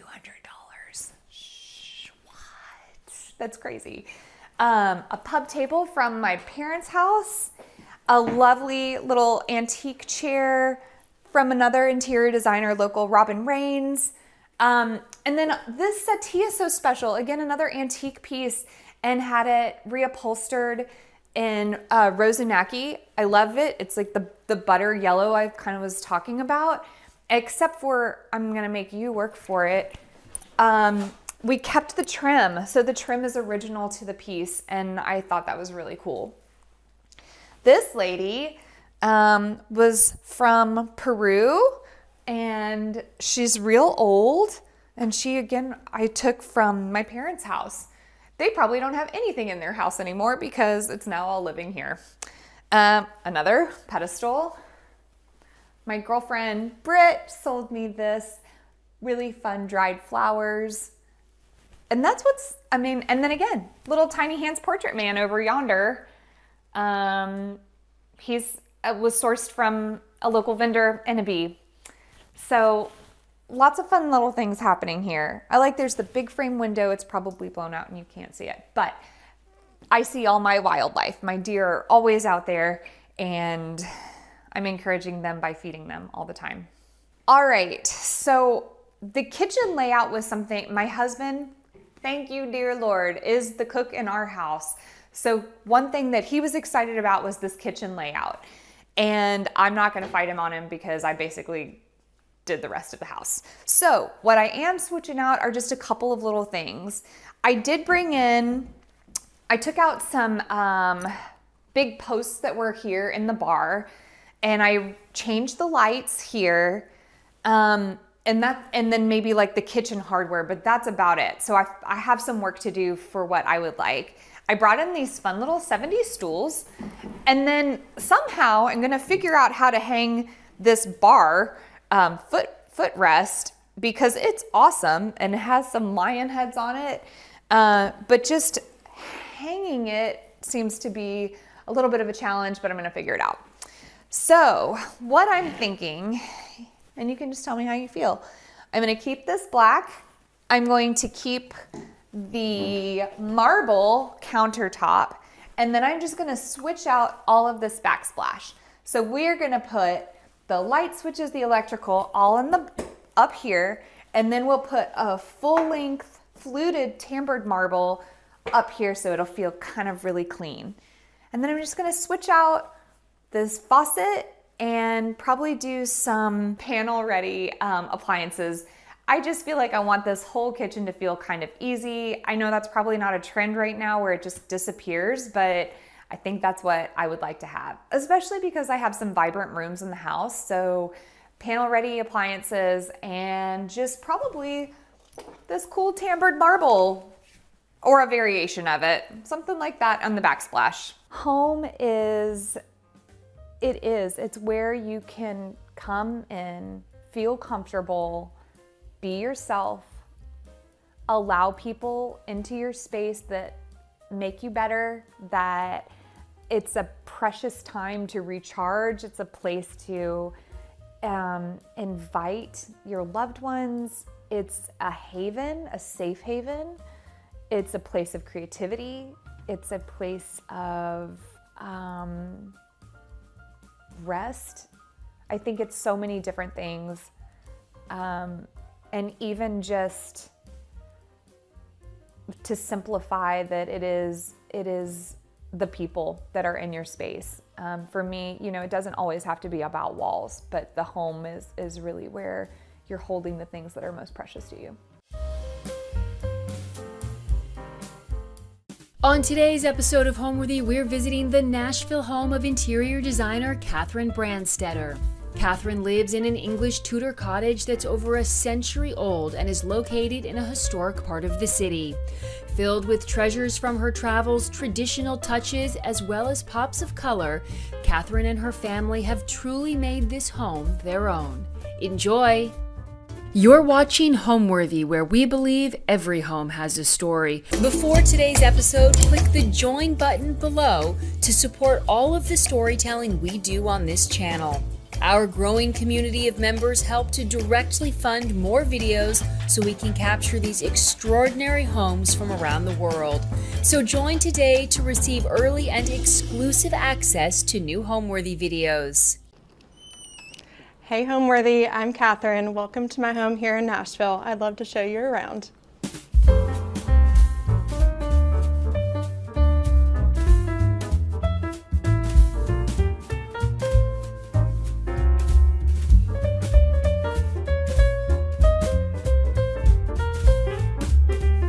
Hi, I'm Katherine Brader. I'm an interior designer here in Nashville, Tennessee.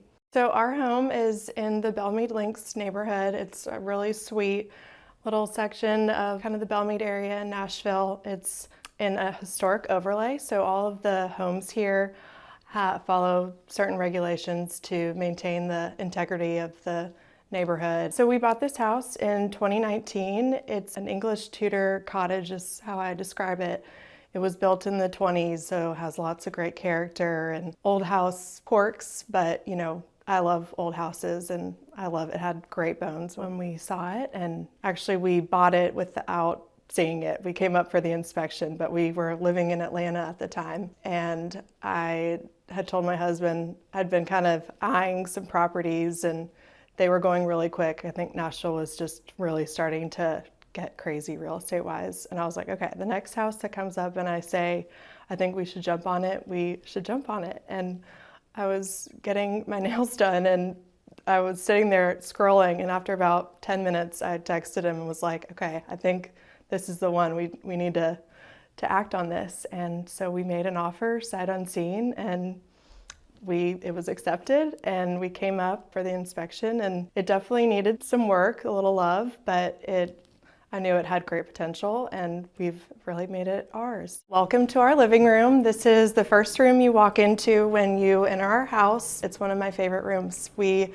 painted everything white dove when we moved in. I think it's a good kind of portrayal of my style, not too traditional, but also not modern. It's just kind of collected, and it's always hard to put your design style into words, but I feel like mine is collected and really just things that I love. So the bird prints are the Rudbeck Swedish bird prints. That was something that I had my eyes on when we used to live in Atlanta. There was a dealer at Scott's Antique Market that would sell them, and that was one of the first things I bought when we bought this house. Was I had this vision of having birds in this room, and clearly I love birds because I always find things like birdhouses and little birds I'll show you, you'll probably notice throughout the house. This birdhouse came from one of my favorite antique shops in Charleston, Antiques of South Windermere. Got it on the way back from a trip to Kiowa, and we were driving stuffed car, and I literally had the birdhouse in my lap for the rest of the ride home. The pine chest also came from that shop. These zebra chairs were something that I'd also had my eyes on. They're from Lee Industries, but I think they're really fun. So this cute little green table is from a local shop, Reed Smythe, and I think it's the perfect little addition to this room with the jasper pillows and just a little pop of color that it needed. So our coffee table is Serena and Lily. You've probably seen it, but I just always love incorporating natural elements into my designs. So grass cloth, rattan, I mean, clearly I have a lot of it, maybe too much, but I think, you know, if you love something, you just kind of go with it. I just put some of my favorite coffee table books on it. So these sweet little pottery houses came from Signature Gallery in Atlanta. They were a wedding gift from my old bosses, Carter Kay and Nancy Huff, and they are just really special to me. I worked there for almost 6 years and learned, honestly, so much from the both of them. So I love having a little piece of them in our room. This mirror is just a cool piece. It's kind of smoky, and I think it just adds another layer. It gives some dimension to the room, and it's kind of cool to see when you walk in. And now we're gonna go to my sunroom, so follow me.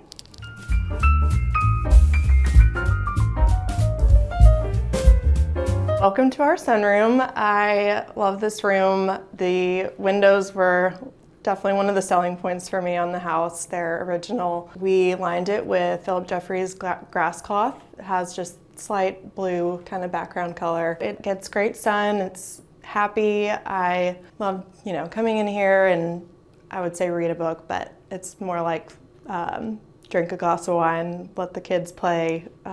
Normally there's some toys scattered throughout, but yeah, it's a great room, and it's a home to kind of my blue and white, which I don't do a ton of, but I have a collection of ginger jars and things like that. So this is where they made their home. And they're on this really beautiful antique tavern table that came from my grandparents. My parents were very sweet and let us have it because they said we had the perfect spot for it. It's a special piece, and the seltzer bottle lamp is also really cool. This was another family heirloom, and I just think it's really pretty in here. Here's yet another bird that seems to find their way around the house. So over here, just a sweet little corner, got some of our wedding photos, some pottery we picked up in the Algarve, Portugal. The paintings by a local artist, Casey Hughes. And then over here, I have a couple of the little faces that Sally King Benedict does, and I love her work. So just a sweet little spot for those. A tile that we picked up in Spain. Just kind of home to some of my little treasures, and yeah, we just love spending time in here.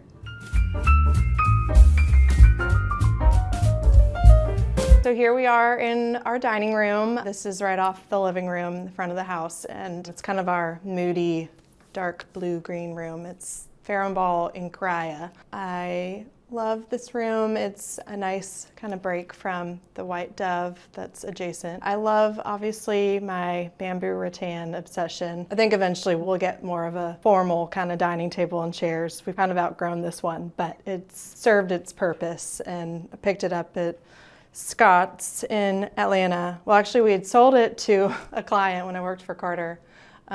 We'd sold it to Sally King Benedict, and then she decided to go with something else, and I was like, well, wait, can I buy it back from you? Because I wanted it for myself. But so it found its way back to me, and put some fun Clarence House animal print on the seat cushions, and added drapery in this really pretty Pierre Frey fabric that I love. I have a thing for ochre, and we love hosting dinners here. We've hosted our families here for Thanksgiving and Christmas. I love the details in here. This little arched opening when you walk in, there's a sweet little detail that is original to the house. And then I put this big lantern in from Visual Comfort that I feel like it fits my style. It's not too formal in here, and I like the white against the teal walls. And this piece my parents gifted us for Christmas a couple years ago, the artist Stuart McDonald. I think she just creates some really fun abstract pieces, and I love the colors and patterns that she uses. And this piece came from a antiques place in Atlanta when we used to live there. And you can see in this room I painted the walls and the trim the same color, which I like to do in certain spaces. I think it makes sense and just makes it feel really warm and cozy and kind of moody, and it just felt right for this space.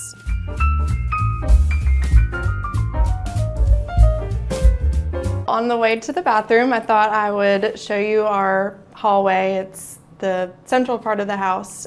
We lined the walls in this Santa Barbara iCat wallpaper from Schumacher, and I love how it turned out. I used it as the backdrop for a lot of my framed artwork in black frames, and I think it just makes them really pop. I love the wallpaper in here. I think it breaks up just some of the white throughout the house, and love incorporating some pattern, and I love stripes. This is a fun kind of gallery wall that you can see when you walk in the front door, actually. So it's fun to just kind of peer through and see some of these pieces. I picked up the little starburst at the Antiques Market in Paris for an anniversary trip. That was sort of my one thing I could fit in my luggage home. And then I've gotten a couple of these little museum bees that I think are really fun. The runner is an antique piece, and it came from a dealer in Atlanta I used to pick up shacks from, and yeah, I like the little pop of color in here. And I also love this little antique cobbler's bench.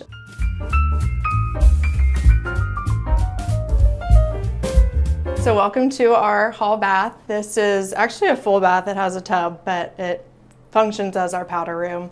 And lately we've been bathing both of the kids down here because it's a little bit bigger tub, and they like bathing together. So we're spending more and more time in here. We painted the walls fair and ball color. I think it's green blue. Tried to kind of do this on a budget, kept the pedestal sink, because eventually we may end up putting the laundry room here because it is a big space, and moving the powder room. But for now, it's great. Just did a little basket weave tile on the floor, antique brass sink faucet that I love, unlacquered brass. The little shades are from Fermoy with some pookie sconces. And I picked up the wooden bamboo mirror from a local shop here, Canterbury Cottage.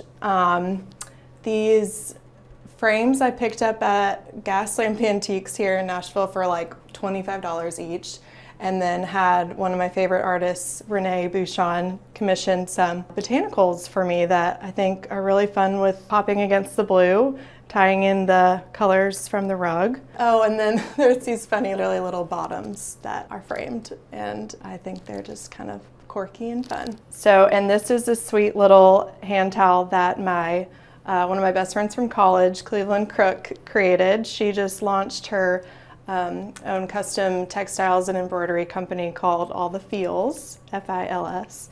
But she literally just took one of my paintings and hand designed this little print, and she's so talented and just whipped that up in a couple days. So I love it, and I think it's perfect in our little hall bathroom. Okay, so next I'm going to take you to our kitchen and our den.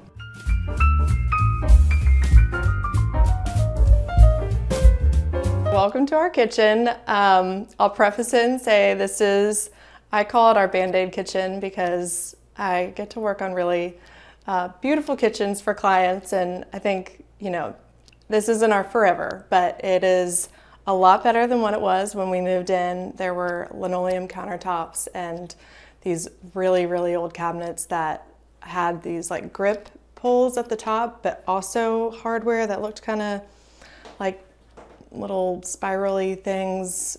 Anyway, we were like, how can we do this very inexpensively? So we tore off the upper cabinets that did not go to the ceiling, put in open shelves, did a new backsplash, IKEA butcher block counters, and some lovely Lowe's cabinets. So just a way to, get us by, and I think it looks pretty good for what we spent on it. And a fun thing we did for my husband's birthday this year was got a bar cabinet, this really cool antique pine piece that is doubling as his bar. And he loves to make drinks, and it's kind of a hobby of his. So I it was kind of a joke that it was a gift for him, but a gift for me too, because it's a lot prettier than what was here. And as you can tell, he likes to whip up some cocktails. But it's great. It came from this really cool place called Parson's Nose, and he gets everything from England. And I clearly love pine, but I just love that little detail at the top, and I think it's really a nice piece, and I love mixing antiques in when you can, and you don't have to have everything be built out. You can use antique pieces. So yeah, I love how it turned out in here. Okay, and now let's head into the den.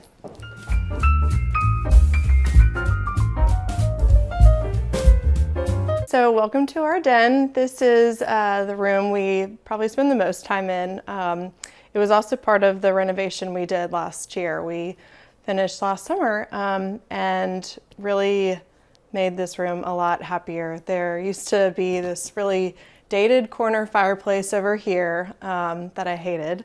And then there were no windows on this wall, which was kind of odd. And there were no built-ins, which was really important to us to get some storage and a place for our books and some family photos and things we've collected. We love just spreading out in here. An upholstered cocktail ottoman is very practical for families with young kids. Don't have to worry about sharp corners.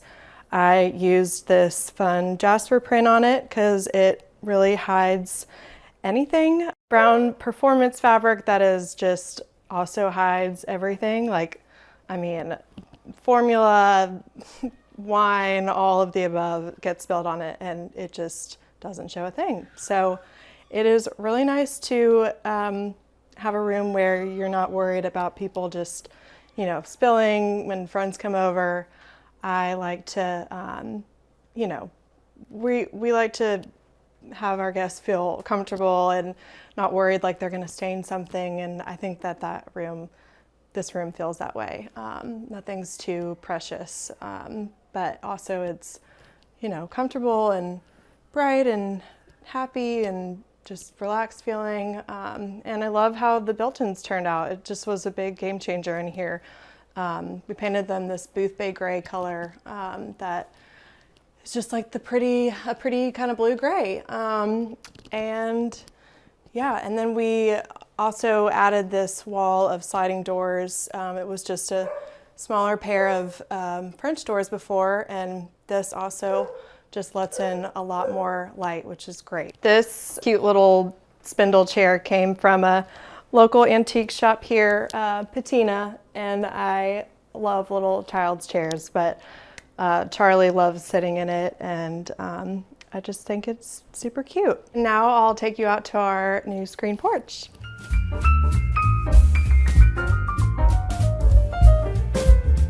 Welcome to our screen porch. We, like I said, we finished this last summer and we have just loved having it. It was definitely one of those things that we both always wanted in our house. So we did these bluestone pavers and painted everything white, Swiss coffees, the color I used outside. Another thing, I guess, one of my sort of wants was a porch swing, and it's kind of everyone's favorite spot to sit, but it's just been, including Winnie, it's really fun just to sit out here and love having friends over and just eating dinner. And it's nice because we did these fans in the corners, but we also added this ceiling heater on the ceiling, and it is so we can use it year round, which has been wonderful. I feel like the bugs get pretty bad here in Nashville, so having screens is huge. And yeah, the swing came from Low Country Originals, and I had the cushion made, and all of the wicker is mainly baskets, and yeah, I used some Jasper indoor-outdoor fabrics on everything, and it's just very durable. So this is another mainly baskets piece. It's a pedestal and urn that I use to put my ferns in. I love woven everything, so I just think wicker on a screen porch is very Southern. We used this antique pine table that was my parents', that my mom was very sweet and gave to me, and it was actually our old breakfast table, but we cut down the legs and made it into a coffee table, and it's been great. It serves its purpose out here. I clearly have a thing for pine, and yeah, I love how it works out here. And we will pull up all the miscellaneous little child's chairs that I buy,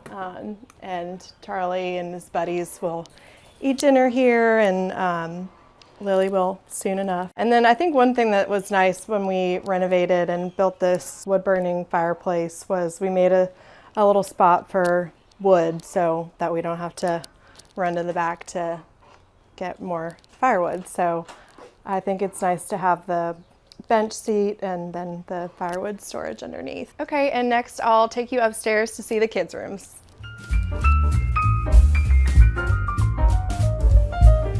Welcome to Lily's nursery. Lily was born last July, so she's about to turn 1.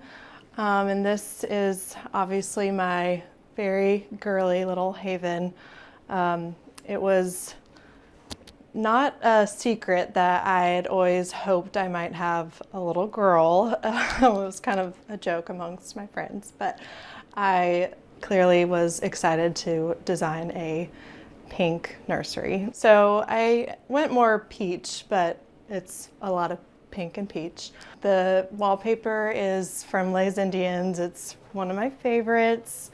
I just think it's a nice kind of subtle pattern, but it's really pretty and girly. And then we did a contrast trim to match. I think it's called Spun Sugar. We love playing in here, and now she's crawling, and so she's got lots of room to crawl around. And I may or may not have given her the room with the bigger closets, so that Charlie probably wouldn't appreciate, but it's really sweet. And I picked up this old pine dresser from Patina. It's a local shop here, and the glider was from Charlie's room, and when we updated him to his big boy bed, that moved in here. The quilt was actually quilted by my great-grandmother, which is fun. So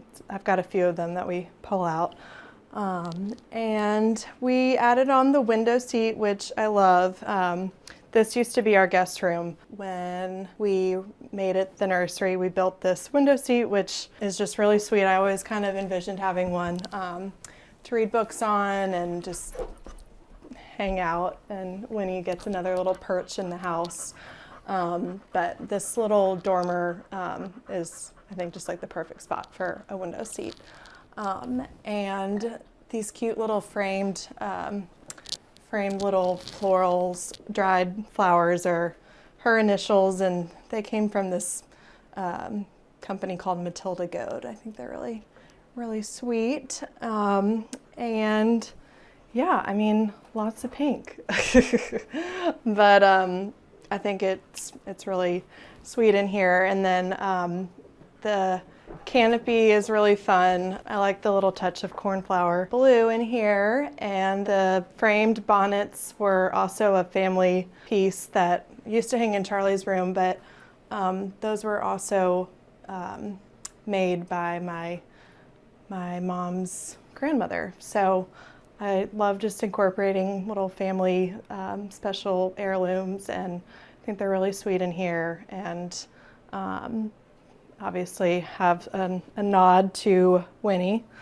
She also gets a special spot, but I love these little pillows that Chelsea Textiles does. They have all different kinds of dogs, and I think this one's called Spaniels with Butterflies. They're super cute. And then I picked up this little bamboo table from a local antique shop. I think it was like $150 or something, and I think it's always nice to have a little spot for special little treasures and trinkets that you get gifted. And then the art's in another piece by Renee Bouchon that I love. I think I call them lilies. I think they're lilies. So obviously I went with a floral theme for Lily, but yeah, I think it all turned out really sweet. I love her clearly I'm going with a theme here. But Lily of the Valley, and yeah, I mean, I think it's a pretty special room. I hope that she will love it for years to come. When you're designing a nursery, I always kind of start with like one thing that I love and build the room around that. So for me in this room, it was this wallpaper. I had seen a photo of it a long time ago and always kind of hoped that I might be able to use it. And so yeah, I think just like finding one, whether it's a fabric or a piece of art that's maybe special, has some family meaning or something as your starting point to really kind of build off of. And I do think it's really sweet to incorporate things from either your childhood or your partner's, and just, you know, having it, yeah, just be special. And I mean, I found out the gender when I was pregnant. Some people wait, which I don't have enough self-control for, I guess. But I think you can design nurseries and they don't have to be pink or blue. In this case, I did go crazy with the pink, but I think, you know, you can do greens or blues for a girl, and so you don't have to know what you're having in advance. But yeah, I think just incorporating things that are special, and it'll be great. And next I'll take you to my son Charlie's room.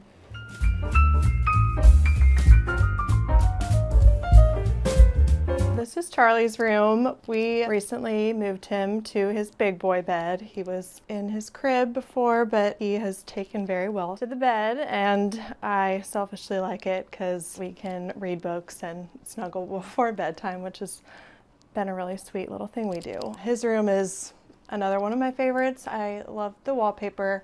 I don't know how he'll feel about birds and flowers when he's in a couple years, but for now he likes it. But tried to make it a little more boyish, added these rattan kind of animal heads to the wall, and shockingly they don't like scare him. I kind of thought they might, but he likes them. And yeah, the wallpaper is Pierre Frey Bengali. It's a classic. We did a Faramball kind of hay color on the trim, and I think it just turned out really sweet. This is actually a dry sink cabinet that came from Fritz Porter in Charleston. It used to be a sink back in the day, but we made it a changing table, which has been great.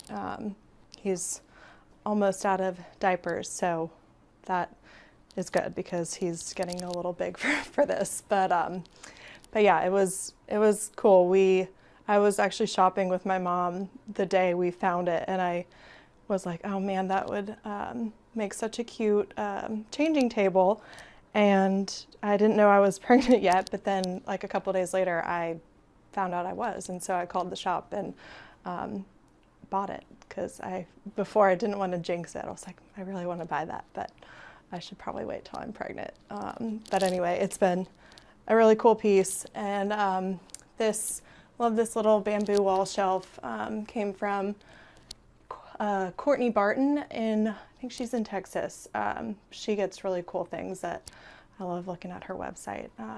And just a perfect little spot for all of Charlie's treasures and things that he's been gifted, and some of my husband Austin's baby silver, and I mean, just little, this was a little cup that my mom gave me that she had forever and ever, and that was like a little bunny print of my mom's, and yeah, just some of Charlie's little bunnies and birthday hats, and a little book we picked up on our baby moon. Oh, and my dad's little teddy bear that he loved. I don't think he actually wanted to part with it, but it's got a special spot here. This cute little chair came from this British artist. Her name's Tess Newell, and she makes the cutest kids chairs. I just ordered one for Lily's birthday, custom hand painted, and you can send her pictures, and she did like a little portrait of Winnie on here, which is amazing, and little stars and moons because Charlie loves space. I've had this for a while, but it really worked perfectly in here. And I picked up these little bird cages, another bird thing, at the Nashville Antiques and Garden Show last year. I thought they were cute, but yeah, I mean, he's got a pretty sweet room. I have another little pine bedside table. I love using his little julep cups for flowers, and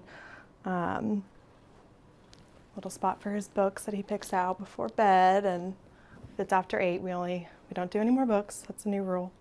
But I think, yeah, his room turned out really sweet. And he's got a great view out the back, big full wall of windows that recently he's been talking about.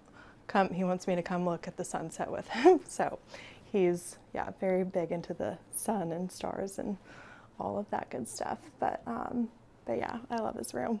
Okay, so now we'll head back downstairs and go out back to the carriage house.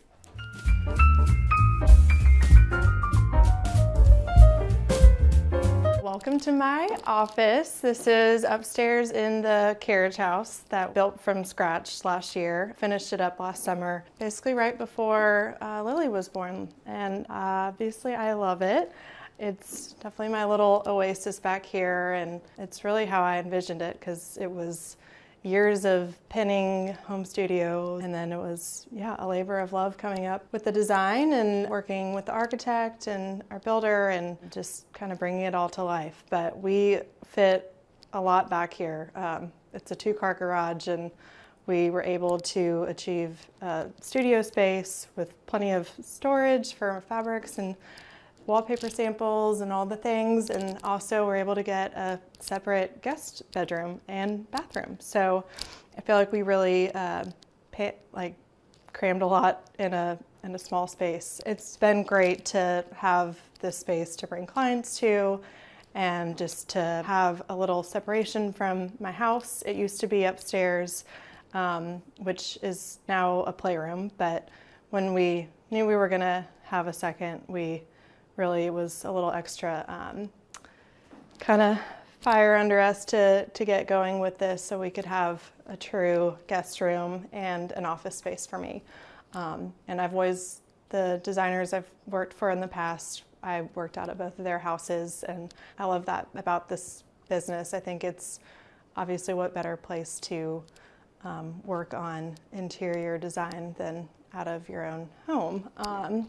So something I really cared a lot about was getting lots of natural light, which in this business is important to really see the colors of the fabrics and paints, everything you're working on. So we did a lot of windows in front and the back. I'd always kind of envisioned this white planking, white floor, just very calm, and a neutral backdrop for all of the projects I'm working on. I love Gil Schafer's work. This is one of his books that I think this image was like kind of my starting point. It's on the cover, but I loved the white painted floors and the planked walls and these Indian chic roll-up shades. So really everything about this kind of just was what I was hoping to get out of this space. And I think I put my kind of spin on it, but I love how it all turned out. And loved the railing that we designed, and this little lantern that's hanging. Have lots of maximized storage for all the fabrics, which I could have so much more, but have to have my little design center here in Nashville. I used to be spoiled living in Atlanta, where ADAC was, where all the showrooms are. So here I order my samples and they send them to me, and I try to keep them organized, sometimes with help. But I have them sorted by, well, kind of a couple ways that probably mostly make sense to me and no one else, but by vendor. So I know if I'm thinking of a certain fabric, I always think of that vendor and that kind of style. But then I have a couple baskets that are all stripes and all checks and plaids. There's so many fabrics and beautiful things out there that this is just a fraction of it, what I can really hold here. But so I try to be somewhat selective about what I keep and order. But I tried to maximize storage with, really thinking through how to hold all this. So hanging samples for one of the lines I order from, made sure to measure them and the hanger before we had the cabinet built, which is great. And little pull-out drawers for things like trims and, there's just so many things that it's nice to have on hand. Like as I squeeze through here, tile and,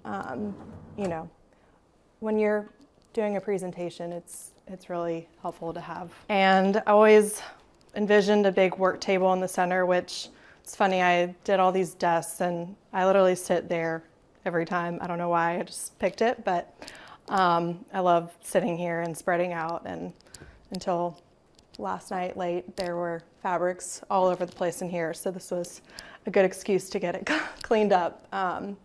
Little piles that make sense to me. But yeah, it's wonderful to use the space to create and have meetings with clients. I love these stools, they're super comfortable. I did a Samsung frame TV that is great to pull up my presentations and AutoCAD drawings, and I can zoom in and pull up links off Pinterest, and just really helps present my ideas. And then it's great because it looks like art and you're not just walking up to a black TV screen. Over here is always, I'm doing a lot of mood boards and presentation boards. This is a project I'm working on right now that she is a big fan of pinks and greens, and very excited about what we're coming up with. But yeah, client baskets, and I love this easel for putting my boards on when I present.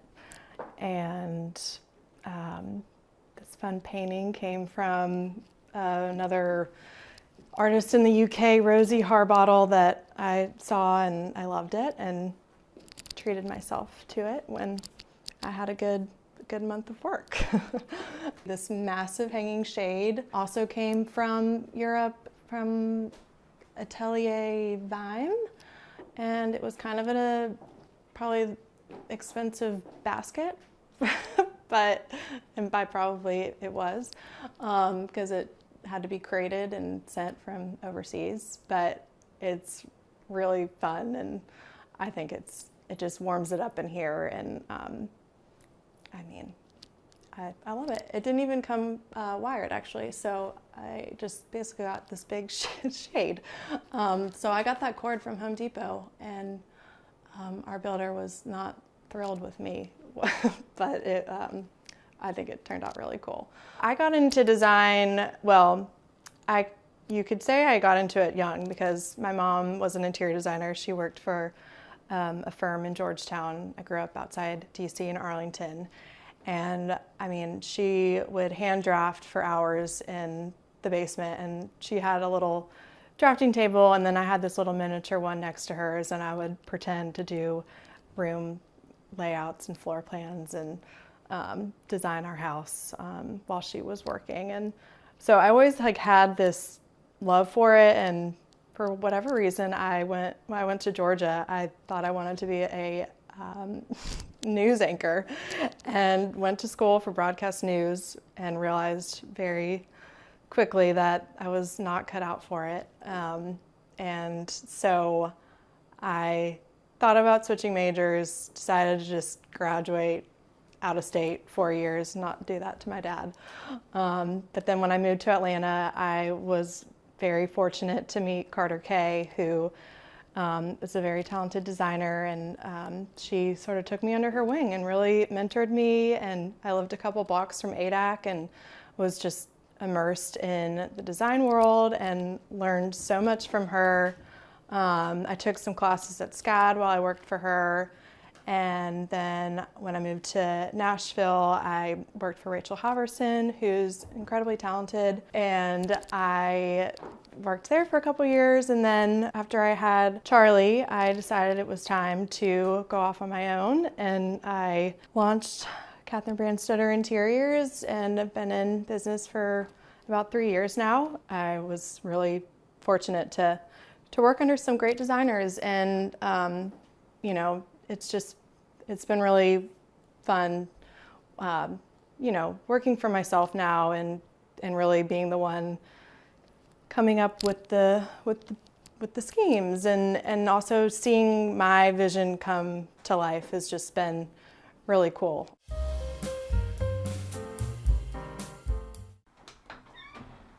Hey Homeworthy, I'm Kate. Welcome to my home in Nashville, Tennessee.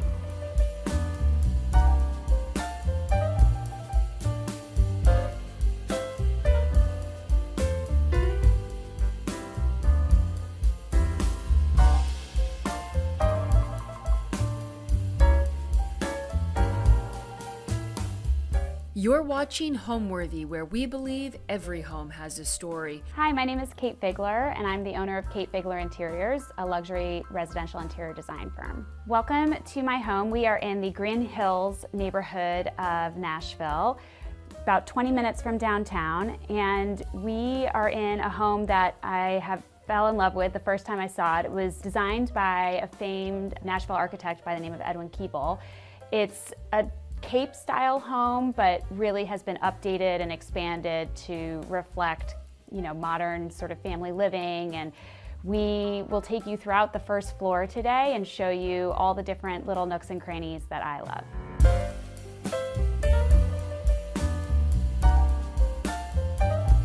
Welcome to the entry of my home. It has some really beautiful details that really drew me in when we first saw the house. First off, anytime I decorate a entryway, I really love to bring in a bold wallpaper. It's kind of like your first introduction to the home. It sets the stage. It gives you kind of a entry point, obviously, to what you're about to see. So in our home in particular, we have lots of shades of pink, and so I knew I wanted our wallpaper to have some sort of shade of pink, and we went with this gorgeous Rapture and White paper. I thought it was just really fun. I love anything with like a little dot, a little floral, so that kind of captured both of those. I also wanted to incorporate a little moment here as well with a few of my favorite things. My mom had always collected these doorstops, dog doorstops, so I found one at an antique store. That's a little nod to her collection, as well as my mom is a big collector of this Minton china. The pattern is called cockatrice. And you'll see kind of little areas in my home where I brought that in. But my aunt actually gave me that. A lot of the little trinkets in here are all things that were gifts to me that are really special. As well as this little guy here. This is a little sculpture from an artist from my hometown, Kent, Connecticut, named Peter Wojtuk. And my parents gifted me, he does normally huge sculptures, but this was one of his little test pieces. And my parents gave me that. And then here, this Logan Ledford artwork, which is so bold. I love the three-dimensional aspect to it. Again, just really fun, big pops of color, a lot of personality, because to me, I want you to enter our home and be like, whoa, what is beyond this moment? If this is so bold, I'm excited to see what's left. And that draws you into this beautiful stairwell as well. So when we first moved to Nashville, we moved to a different neighborhood over by Cheekwood. If you're familiar, that's a beautiful garden, botanical garden here in Nashville. And we loved that home, but it was a new construction home. So it was very large, open rooms, kind of double height ceilings. And I felt like when we were living there, almost as if we had very little privacy because there was so much noise pollution between the different rooms. And so I was always looking for an older home. I grew up in a really old home. I grew up in a barn that was converted to the home my parents still live in today. And so I'm very, used to living in an old home with a lot of charm and a lot of character. So I was always on the hunt kind of in Nashville. My home is in a very kind of centrally located neighborhood. So I drive by this house all the time and for years would drive by it and I just admired just how charming it was from the outside and the architecture and all the little beautiful details. And so when the home came on the market, I jumped immediately and got in to look inside and was really surprised by the size and the layout, it was exactly what we were looking for, in the sense that it has lots of little rooms. You know, it's still big enough for a family to live in and enjoy. We have 3 children, 3 dogs, so we needed a lot of space, but it's compartmentalized in a way that really works for our family. So I can be in one room, my kids can be in another room, and we're not bothering each other or on top of each other, which I love.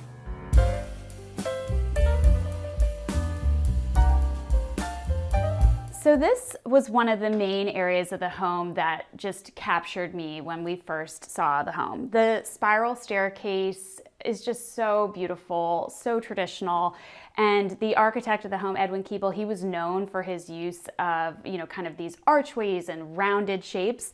So between this sort of little arched entryway into the powder bath, the curved stair, it just felt like such a unique and charming space. I wanted to have, again, a nice little table just to bring in some light here.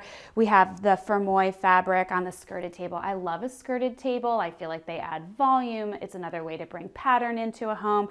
I know sometimes people get worried about them being dusty, but they're very easy to clean. You just dust them off yourself. And we did a double layer of tape trim along the bottom, again, for some visual interest. So one of my favorite pieces here is this dinner bell, which actually was my grandmother's. She used to ring it every time before Christmas dinner, and my sister and I always used to fight over who got to ring it to, so she gave it to me one year, and I just love kind of displaying it here. She had it on her entry hall table as well growing up, so I just think it's a really fun little nod to her. Another really unique feature about this home, I think, is this really adorable little archway into the powder bath. I love that you get this little sneak peek. A lot of people have no idea what this room even is, and if they're looking for a powder, I'm like, it's under the staircase. But it's this very, very, I mean, if you're tall, you have to duck to get into it, and I just wanted it to feel like a really special room kind of tucked under the stairs, almost like a secret hideaway. So we brought in this beautiful tree wallpaper so that when you're in there, it almost feels as if you're in a tree house. You'll see inside the powder bath how special this little room is. We have this beautiful console sink. We were lucky enough to inherit this from the previous owners. It's gorgeous and has a beautiful waterworks faucet. With the green, I was trying to think of another color to incorporate into the room, and I landed on lavender. I don't think it's traditionally the color you would think would go with green, but there's just enough gray in this wallpaper that I think the cool tones of the lavender play really nicely off of it. So I brought that in with this Sorella Glen lampshade. It's a beautiful lavender lampshade that I saw at a local store here in Nashville called Lumen. And I was like, gosh, that would be the perfect pendant over my sink in my powder bath. But I didn't, obviously it wasn't a light fixture, so we just added the chain and added the little cluster and turned it into a pendant. So that's a really fun tip. If you're kind of looking for something unique, you can always retrofit a lampshade to turn it into a pendant. We also brought in the lavender with this beautiful Deporteau linens here. I loved that. Again, like the floral on floral, you'll see I like to layer different florals on top of each other as well. The mirror is vintage. I got it a million years ago. I just thought it was fun, almost like a little pop of like an Art Deco style in here. And then the artwork over here is an old print that I found traveling a million years ago and just thought it was really fun. These people look like they're having a blast together. So I like my art to be a little bit, you know, more kitschy in a powder bath. So I felt like it was the perfect print in here. And then as you're exiting, again, you have to duck under this beautiful archway here. It's just such a unique space. And I know people don't normally think that a powder bath sells a house, but for me, it did. So let's take a look at our living room now. My favorite room in my house would be the room we're sitting in right now, which is my formal living room. It's a really long, narrow room, and so it took some, you know, thought to come up with a floor plan that really utilized every corner of the space. I love how you can kind of sit and cozy up by the fireplace, but you can also enjoy the banquette that we had custom fabricated for the corner, so you can use, you know, that to play a game or do a puzzle while someone else is laying on the sofa and reading a book. So it really has lots of different uses to it. It's really a multi-purpose room, and it also gets the most beautiful natural light. I love the big windows, you know, that look out onto the front yard. So it just the minty green too as well kind of brings the outside in. So it really kind of captures my overall style and love of color and pattern, but also the functionality of the room is really, really wonderful.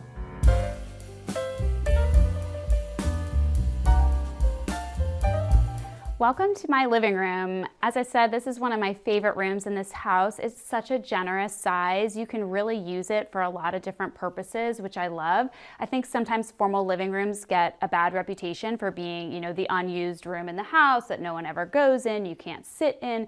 And I wanted to do the opposite. I wanted this to be a room that I really wanted to come to and I really wanted to use, and my dogs could climb up on, and it was just comfortable, colorful, and just a place I wanted to spend a lot of time. So one of the first things we did here was this was a wood burning fireplace, and we converted it to a gas fireplace. I want to come home from work and just click it on and not have to set up a fire. So we did that. This was exposed brick previously on the other side as well. So we covered that, and we added, some modern art. I painted the walls in here one of my favorite colors from Faro and Ball called Pavilion Blue.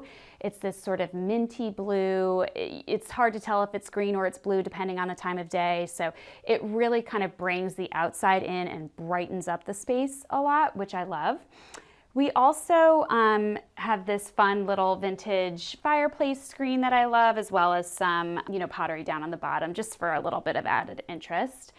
The sofa actually was reupholstered. I got this sofa years ago, and it had these, it had cushions originally on the back. It was kind of this dark navy velvet, and the cushions were always getting squishy because of our dogs lying on them. So we removed them, reupholstered it, turned it into a tight back, and added the fringe on the bottom. So it's just an example of how you can take a piece that really isn't working for your family and convert. My husband had no idea it was the same sofa that we had originally had in our old homes. Over here as well, I always love interesting lighting, and I found these at the lamp shop in Dallas, Texas. I saw them and immediately fell in love with them. I loved the marbleized paper, the shade with its unique little aubergine detail there, and so I felt like they would be the perfect, I did not design the room around them, I just saw them.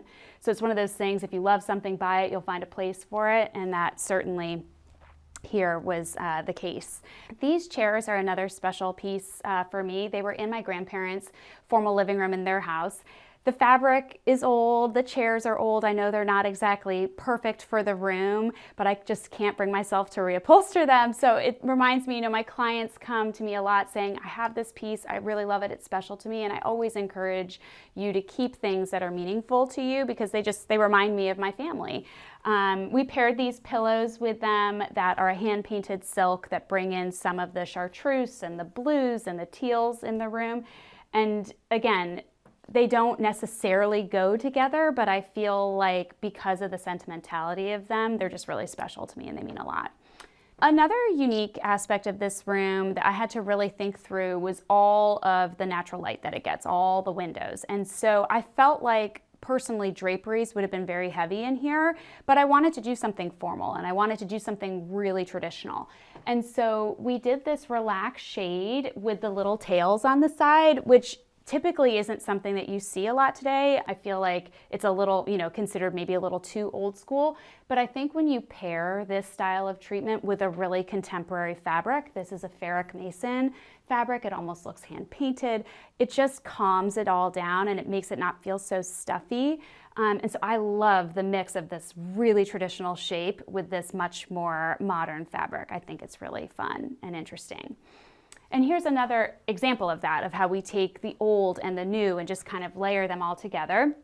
This chest belonged to my aunt and she gave it to me, and I thought, why not hang just a modern piece of art over it? Again, all these colors really are the colors throughout the home, and so I feel like the interplay between these two is really fun, and you see it right when you walk in to the room. We also wanted to highlight this piece with the visual comfort picture light, but because of these old walls being, they're very difficult to work with because the house is so old. So I just did a plug-in picture light, and I feel like, you know, you don't always need to, I think you can add things in ways that work for the age of the home. It doesn't always have to be hardwired. So I think that this really highlights this piece, and I love that you see it right when you first walk in. Heading over here, this console table is from Serena and Lily. I use it a lot. I think it's just, I love how casual it is mixed with all the really other formal elements of the room. It's really easy to style. We brought in this, I love these paper faux florals, just a fun way to bring in some color and texture. This is a sweet little drawing that my daughter did one year for Christmas and gave it to me in a card. And so I kept it and had it framed with this beautiful linen mat and the green frame. I thought it was a nice way to display that. And I just love, on these sorts of console tables, bringing together all the elements that I've collected over the years. So I keep matches every place that we visit. This was a piece, this was my great-great-grandmother's inkwell. So all these things that are really special to me, I think consoles are wonderful places to display them. And then over here we have our banquette, which I feel, I use this every day. I sit here, I do work, I'll have a cup of coffee, my husband and I will both sit here. It's just, you could do a puzzle. I find it to be such a versatile way to use a corner of a long, narrow room. If we had, for example, another sort of seating arrangement here, you would not be able to fit as many people around it. So this, one year for Christmas, we had 20 people here and everyone did a puzzle at this table and brought chairs around, and there were, 8 of us sitting around this table. So again, they just really open up the floor plan, and I love this Fermoy fabric. It was the very first fabric I knew I wanted to use in the home when we moved here. And again, just highlighted it with this little sconce from Visual Comfort and some fun artwork. Another piece that I was able to find locally at a vintage sale is this chest of drawers. It's really large, it's really heavy. I love Greek detail, the inlay here. I think it's beautiful. Originally we were gonna put it in my son's room, but then I felt like it worked really nicely here, and it stores a lot of items for when we're entertaining. But over it is a painting that was given to me by my parents for my 30th birthday. This was a family friend of ours, my Aunt Catchy. She was a painter, and the color palette of this painting was the inspiration for the entire house. So lavenders, pinks, chartreuse, blues, all those colors together are my favorite colors, and they're just so cheery and summery. So again, I knew this has always been featured in every home we've ever lived in a very, prominent place, and I love it here because you can see it from every angle of the family room and the living room and when you're walking to the entry, and it's just a really special piece that I love to display. Come on into the family room now.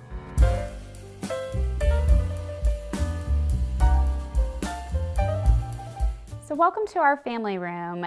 Cozy and comfortable was the name of the game in here when I wanted to, when I was thinking through how I was going to design this room.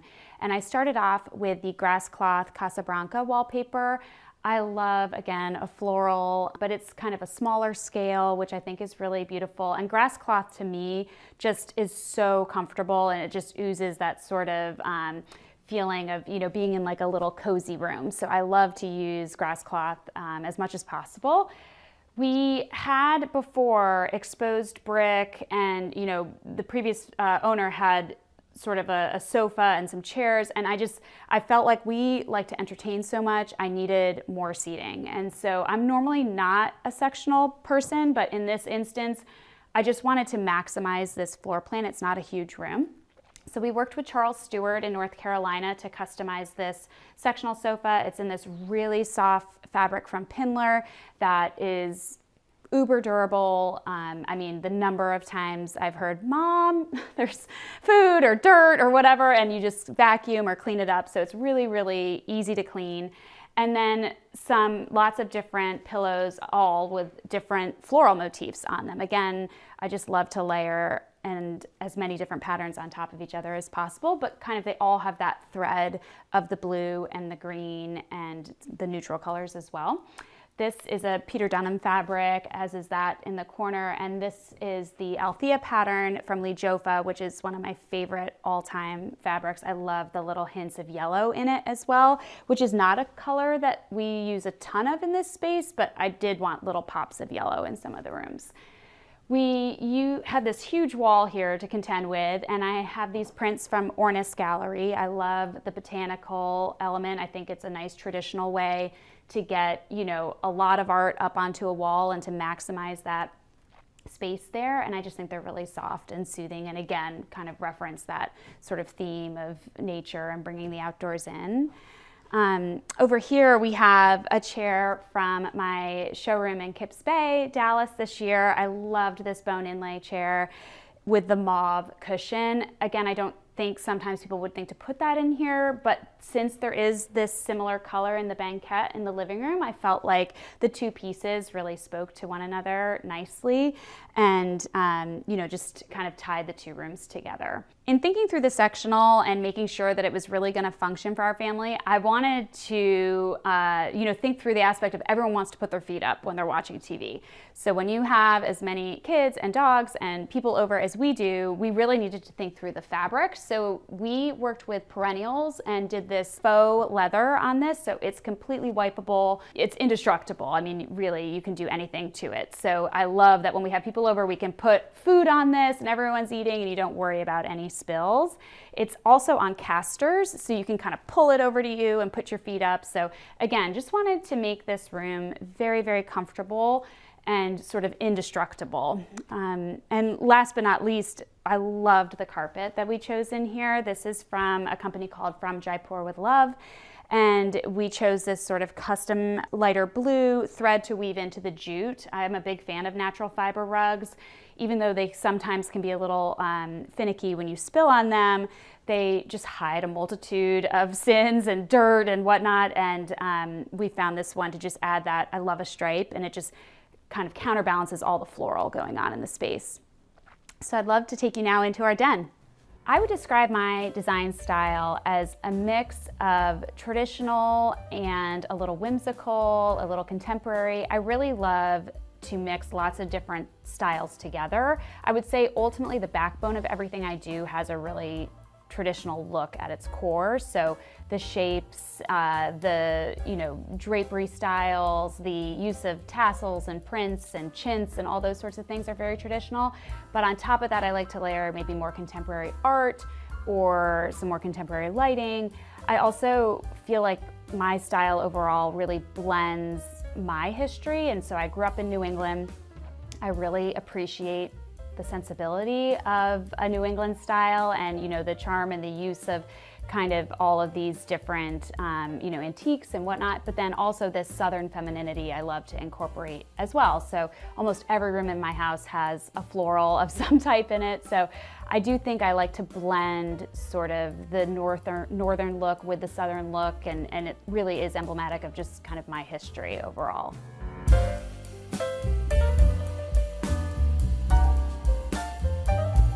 So welcome to our den. This is a room where I spend, I would say, most of my time during the week.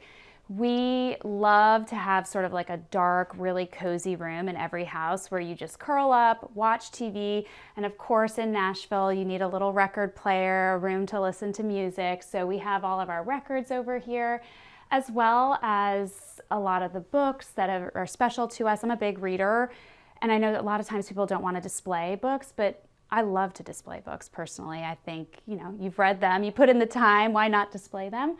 But along with a lot of little, knickknacks that I've collected over the years and special, photographs and pieces of art that really mean a lot to me. We chose a color in here from Benjamin Moore called Van Dusen Blue. It's one of my favorite colors when you're bringing in pinks and purples because it has a little bit of a purpley undertone to it.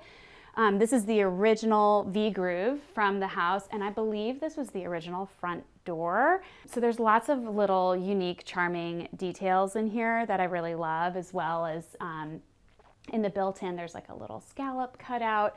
Things like that just really speak to me.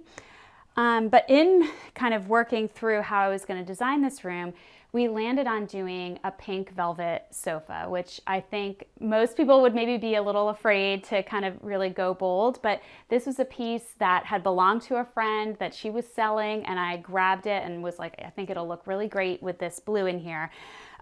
So we brought in some fun pillows with lots of purples and pinks and this fun silk brush fringe. Again, a very traditional element, but when you pair it with fabrics that are a little bit more contemporary, it doesn't feel quite so heavy. And we had these ottomans reupholstered in a Pierre Fray wool that kind of brings in all of the different colors that are in the room. So really, when you're sitting here watching TV, we just kick up our feet and just really are able to relax and enjoy the room at the end of a long day. We've had these chairs actually for almost 20 years. I think they've been every color under the sun. They're very, very comfortable. So whenever you've invested in a piece that's comfortable, I always encourage to reupholster it and give it a new life. We upholstered it in a perennials fabric. Again, it has just like the slightest purple tone to it and did a contrast welt in a navy just to really, bring in a little custom detail. The Fermoy pink pillow brings in, the pink from the sofas. And then this fabric from Rose Tarlow was really the launch pad for the fabric scheme in the room. This is her material, delphinium. I have loved this fabric for years, have always wanted to use it, and I thought this space with all these colors would be the perfect spot for it, as well as this little onion tassel from Samuel & Sons. So a very, very old school kind of application, old school look, but when you pair it with much more contemporary pieces, I feel like it just brings the room to life and makes the old feel new again. On the floor, we have a geometric sisal woven with wool, and the little check, I thought, again, just kind of cut through all of the floral in here, which I think is, you can't have so much floral everywhere, so I like to kind of break it up with our rugs. These lamps from Visual Comfort with the Fermoy shade I thought were really fun, as well as our coasters from a dear friend of mine. You have Martha Stewart on one side and Snoop on the other, so they were just a fun little I like to have a sense of humor sometimes in a room like this where you're just, kind of unwinding. It's not such a formal space. And the artwork is something that's really special to me. It is a map of a town that my family has been going to for a really long time. I actually found this map folded up into a little, square in my great-grandfather's chest of drawers in his house. And I opened it up and I saw, oh my gosh, this is such a beautiful map, and it actually has his handwriting on it of, kind of roads and little kind of landmarks in the town. So I just thought it would be a really fun piece to frame. So we added this beautiful burlwood frame and the mat as well, and it's really just a special piece in the room and just reminds me of home. So now let's go on to my dining room.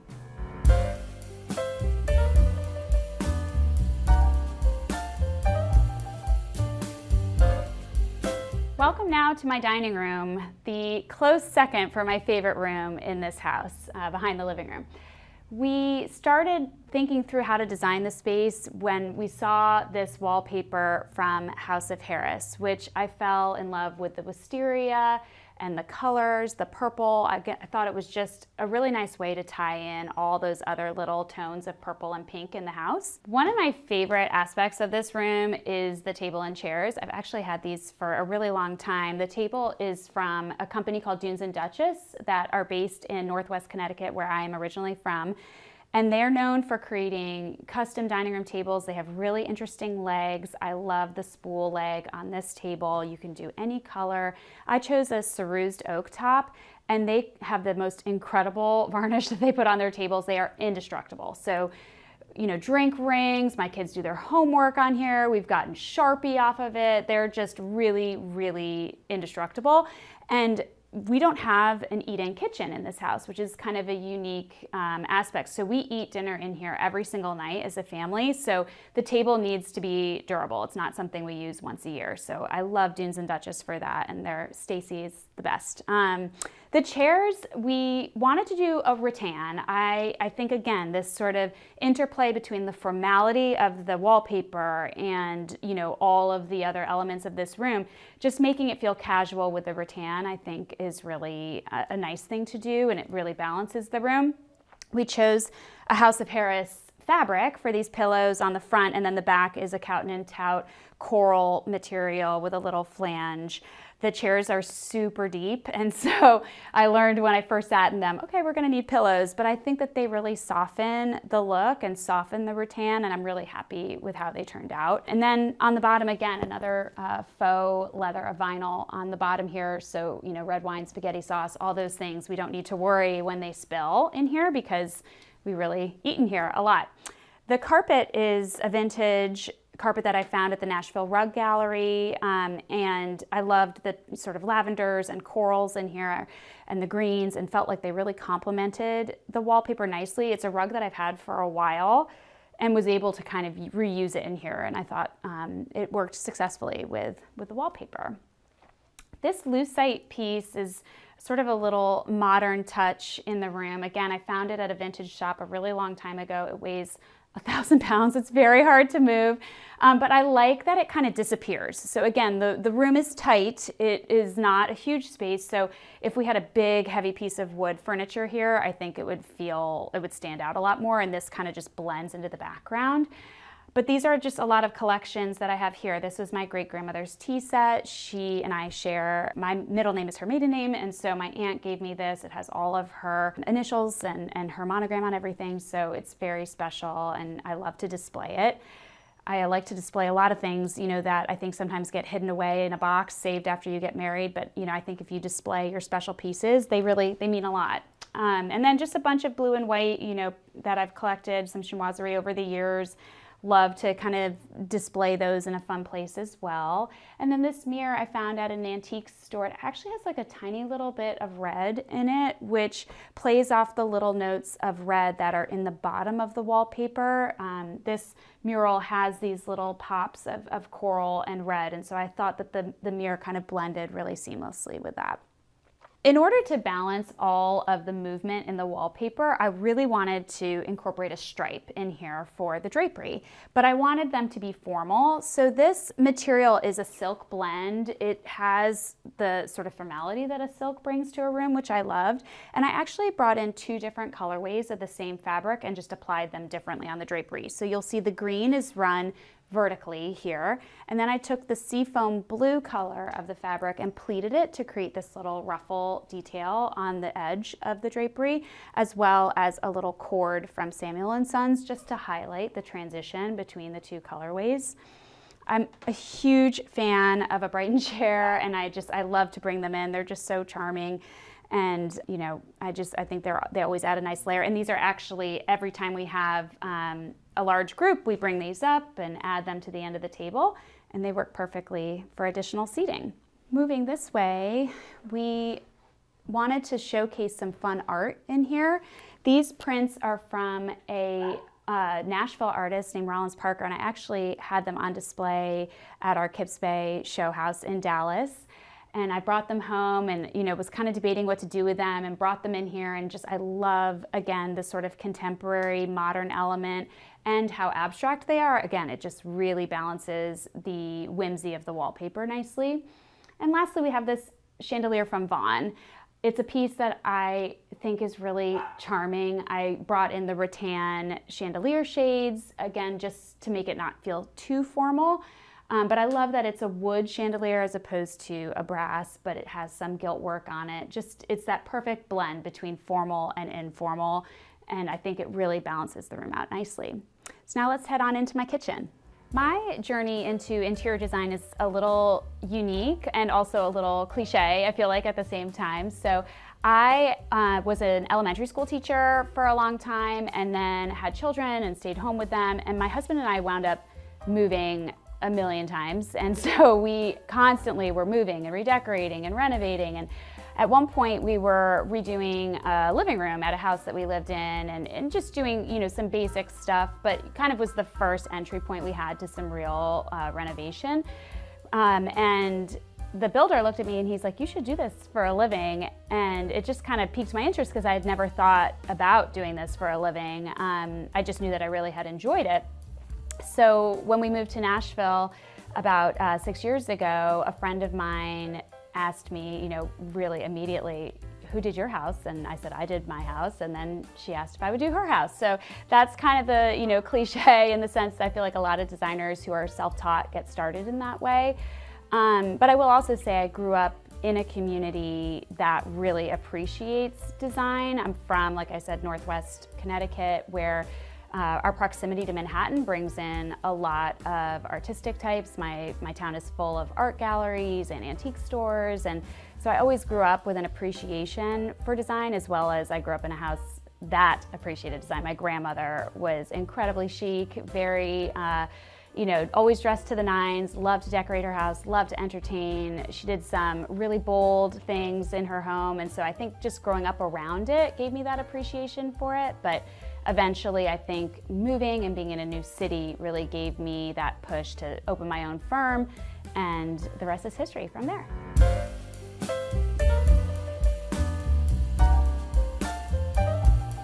So welcome into our kitchen. This really is the heart of the home. We, you know, start first with our butler's pantry that leads into our kitchen.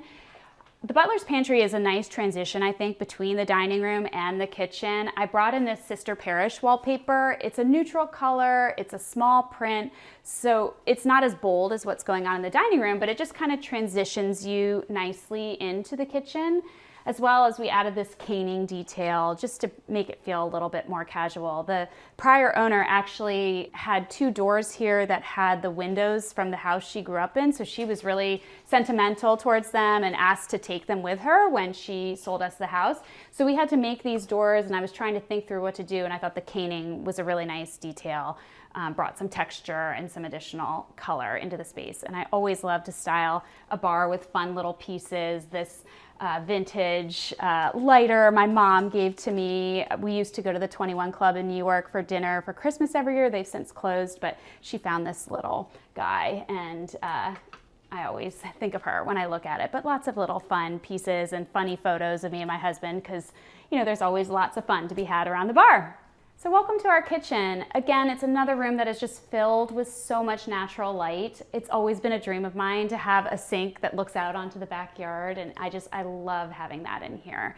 We were, again, very lucky. The previous owners had renovated the kitchen and really left us with a wonderful canvas. They did this gorgeous mitered Carrara marble countertop. They created this little bump out with the window here overlooking the backyard. So we knew we wanted to keep all of that, but just update it with our own touch. So the windows previously had been painted black. The cabinetry was sort of a gray color. So we painted everything white. I love as much color as I love in other parts of a home. I do really love a white kitchen. I find it to be just so classic and timeless. So we knew we wanted everything to be white, really showcase the marble. And then we added these visual comfort pendants here to bring in some brass elements, which I think really warms up the space. And, you know, we frequently get asked, but our plumbing is polished nickel. Can our pendants be, should they be polished nickel? And I love mixing the nickel with the brass. I think it just creates a lot of interest in a room. These are from Serena and Lily, the counter stools. I love rattan, as you can tell, and I think it adds some color, it adds some texture. They're casual, they're easy to clean, and we've had them forever, so I just love kind of what they add, sort of that feel that they add to a space. This piece of art is from an artist that I work with a lot, Lauren Padian, and it's called one of her nest pieces. She creates these collages with little paper cutouts. I can't even imagine how long it takes her to do this. But this I had commissioned in a previous home, but then when we moved here, it really has all of the colors that we incorporated into this house. And so I thought the kitchen was the perfect place to display it because it really brought a nice sense of color into the room in an otherwise white room. Our pantry doors, we also had to have made ourselves. The prior owners had all of their children's heights marked on the doors, and so she wanted to take those, of course. And so I was trying to think through how to hide our pantry. It's very tiny. I did not want to, showcase all the sippy cups and all that stuff, but I also didn't want just 2 plain doors. So I had our carpenter create these doors with a little cutout, the glass doors, and then we added these sheared panels in a quadrille lavender fabric. It's a really easy way to add some interest to a cabinet door and to let you know that this is a pantry. It's something different. It's not a cabinet. So I really love how this turned out, and I think it adds that nice little bit of color in this corner over here. I'm a big fan of hanging plates on the wall, and I love vintage china. Again, I was speaking through at the entry. This is the cockatrice pattern that my mom and I collect. That is the green colorway. And then the other plates are just ones that I've collected over the years and love to kind of pair together. I think that traditional element mixed in with sort of the contemporary, I think is really, really nice. And then we really just spend a lot of time in here just gathering around the island and cooking. I love to entertain, I love to cook. So this really is a cook's kitchen. It's incredibly versatile, it's incredibly utilitarian, and I love that about it. So thank you for visiting. Let's head on into my primary bedroom. My go-to design tip would always be to make sure that you have the right light bulb in whatever light fixture, whether it's a recess can or whether it's a floor lamp or a table lamp. Lighting is so incredibly important to create an ambiance in whatever room you're in your home. So we always like to recommend 2700 Kelvin, that's the temperature of the bulb, and you can always look on the light bulb itself when you're purchasing it to make sure that it says warm, light, and the 2700 Kelvin.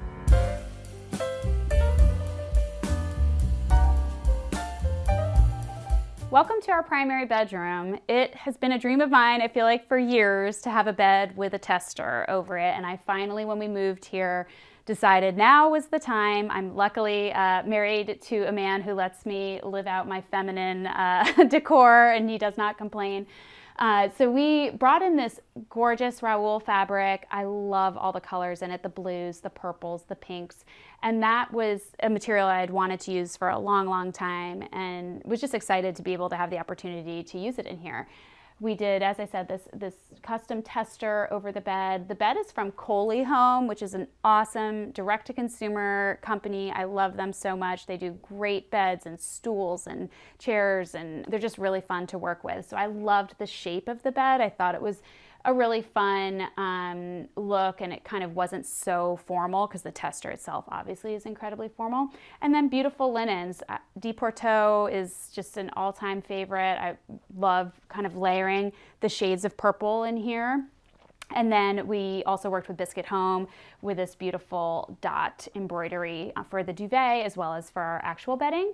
And then I love how casual the quilt feels at the end of the bed. So this is actually a piece from Garnet Hill, very easy. I just saw it and I loved the colors of it. And I thought that it just counterbalanced all of the floral and the heavy traditional feel of the tester and the headboard. Our side tables are from Bunny Williams. They have this beautiful fluting in front, and they're sort of this off-white color, which I think is beautiful. And again, worked with Huang Bishop for these lamps. The crackle pink, I thought, just brought in that little touch. And I didn't want to do even more purple, so I thought that they were a really nice counterbalance to all of the purple going on here, as is the linen wallpaper from Cotton & Tout. It's a very subtle texture, but it just adds some softness. It's a little bit different than a grass cloth, so it's sort of this dusty gray blue, which I think is just really soothing and calming, and this room just feels like the most relaxing place to unwind at the end of the day. Our drapery, again, you'll see I love to mix stripes with florals. Again, our drapery are a Zac and Fox stripe that had just this beautiful blue to it. So that's why I brought this in here. And then we have, lastly, a nice little love seat. I've had this for years. I love the little trim that we did on the bottom with the nail heads and this fun sort of modern art, a little side table, and a pillow Society Social had given us as a thank you for working with them. So it's really just a cozy, cozy spot. It's actually a very dark room when you close the curtains. We love just to, get a great night's sleep in here, and I never want to leave. The tester is one of those things that just adds a cozy element to your bed that, we didn't anticipate. You almost feel like you're in a little cocoon. So it's really one of our favorite rooms in the house. Another element we brought in is this visual comfort Talia chandelier. We needed something that was not too tall because the ceiling height is a little bit lower in here, but I didn't want to do sort of your standard flush mount fixture. So this fixture is not, it's about 24 inches high overall, and the glass bulbs are so beautiful. They bounce light off the ceiling in here, and it really adds a lot of light. When I'm in bed, I like to think about what am I looking up at when I'm in bed, and this is, you're not like staring at a light bulb in here, but yet it gets out a lot of light. So we tried to be really strategic in thinking through what we were going to bring in here, and so this was really one of the most perfect fixture for the space, actually. Home means to me a place where I can come after a long day, put my feet up, relax, entertain. We really love to have an open door policy in our house, so we're always having friends over. We have family come from out of town frequently. So to me, it's really a gathering place and a resting place. And I just cherish that moment of walking in the door at the end of a long day and just being surrounded by all the color and pattern and the comfort of our own home. So to me, I really emphasize that with my own clients, that this is a place where you need to feel the most comfortable and the most yourself. So I would really say that for me, that's what's most important about a home.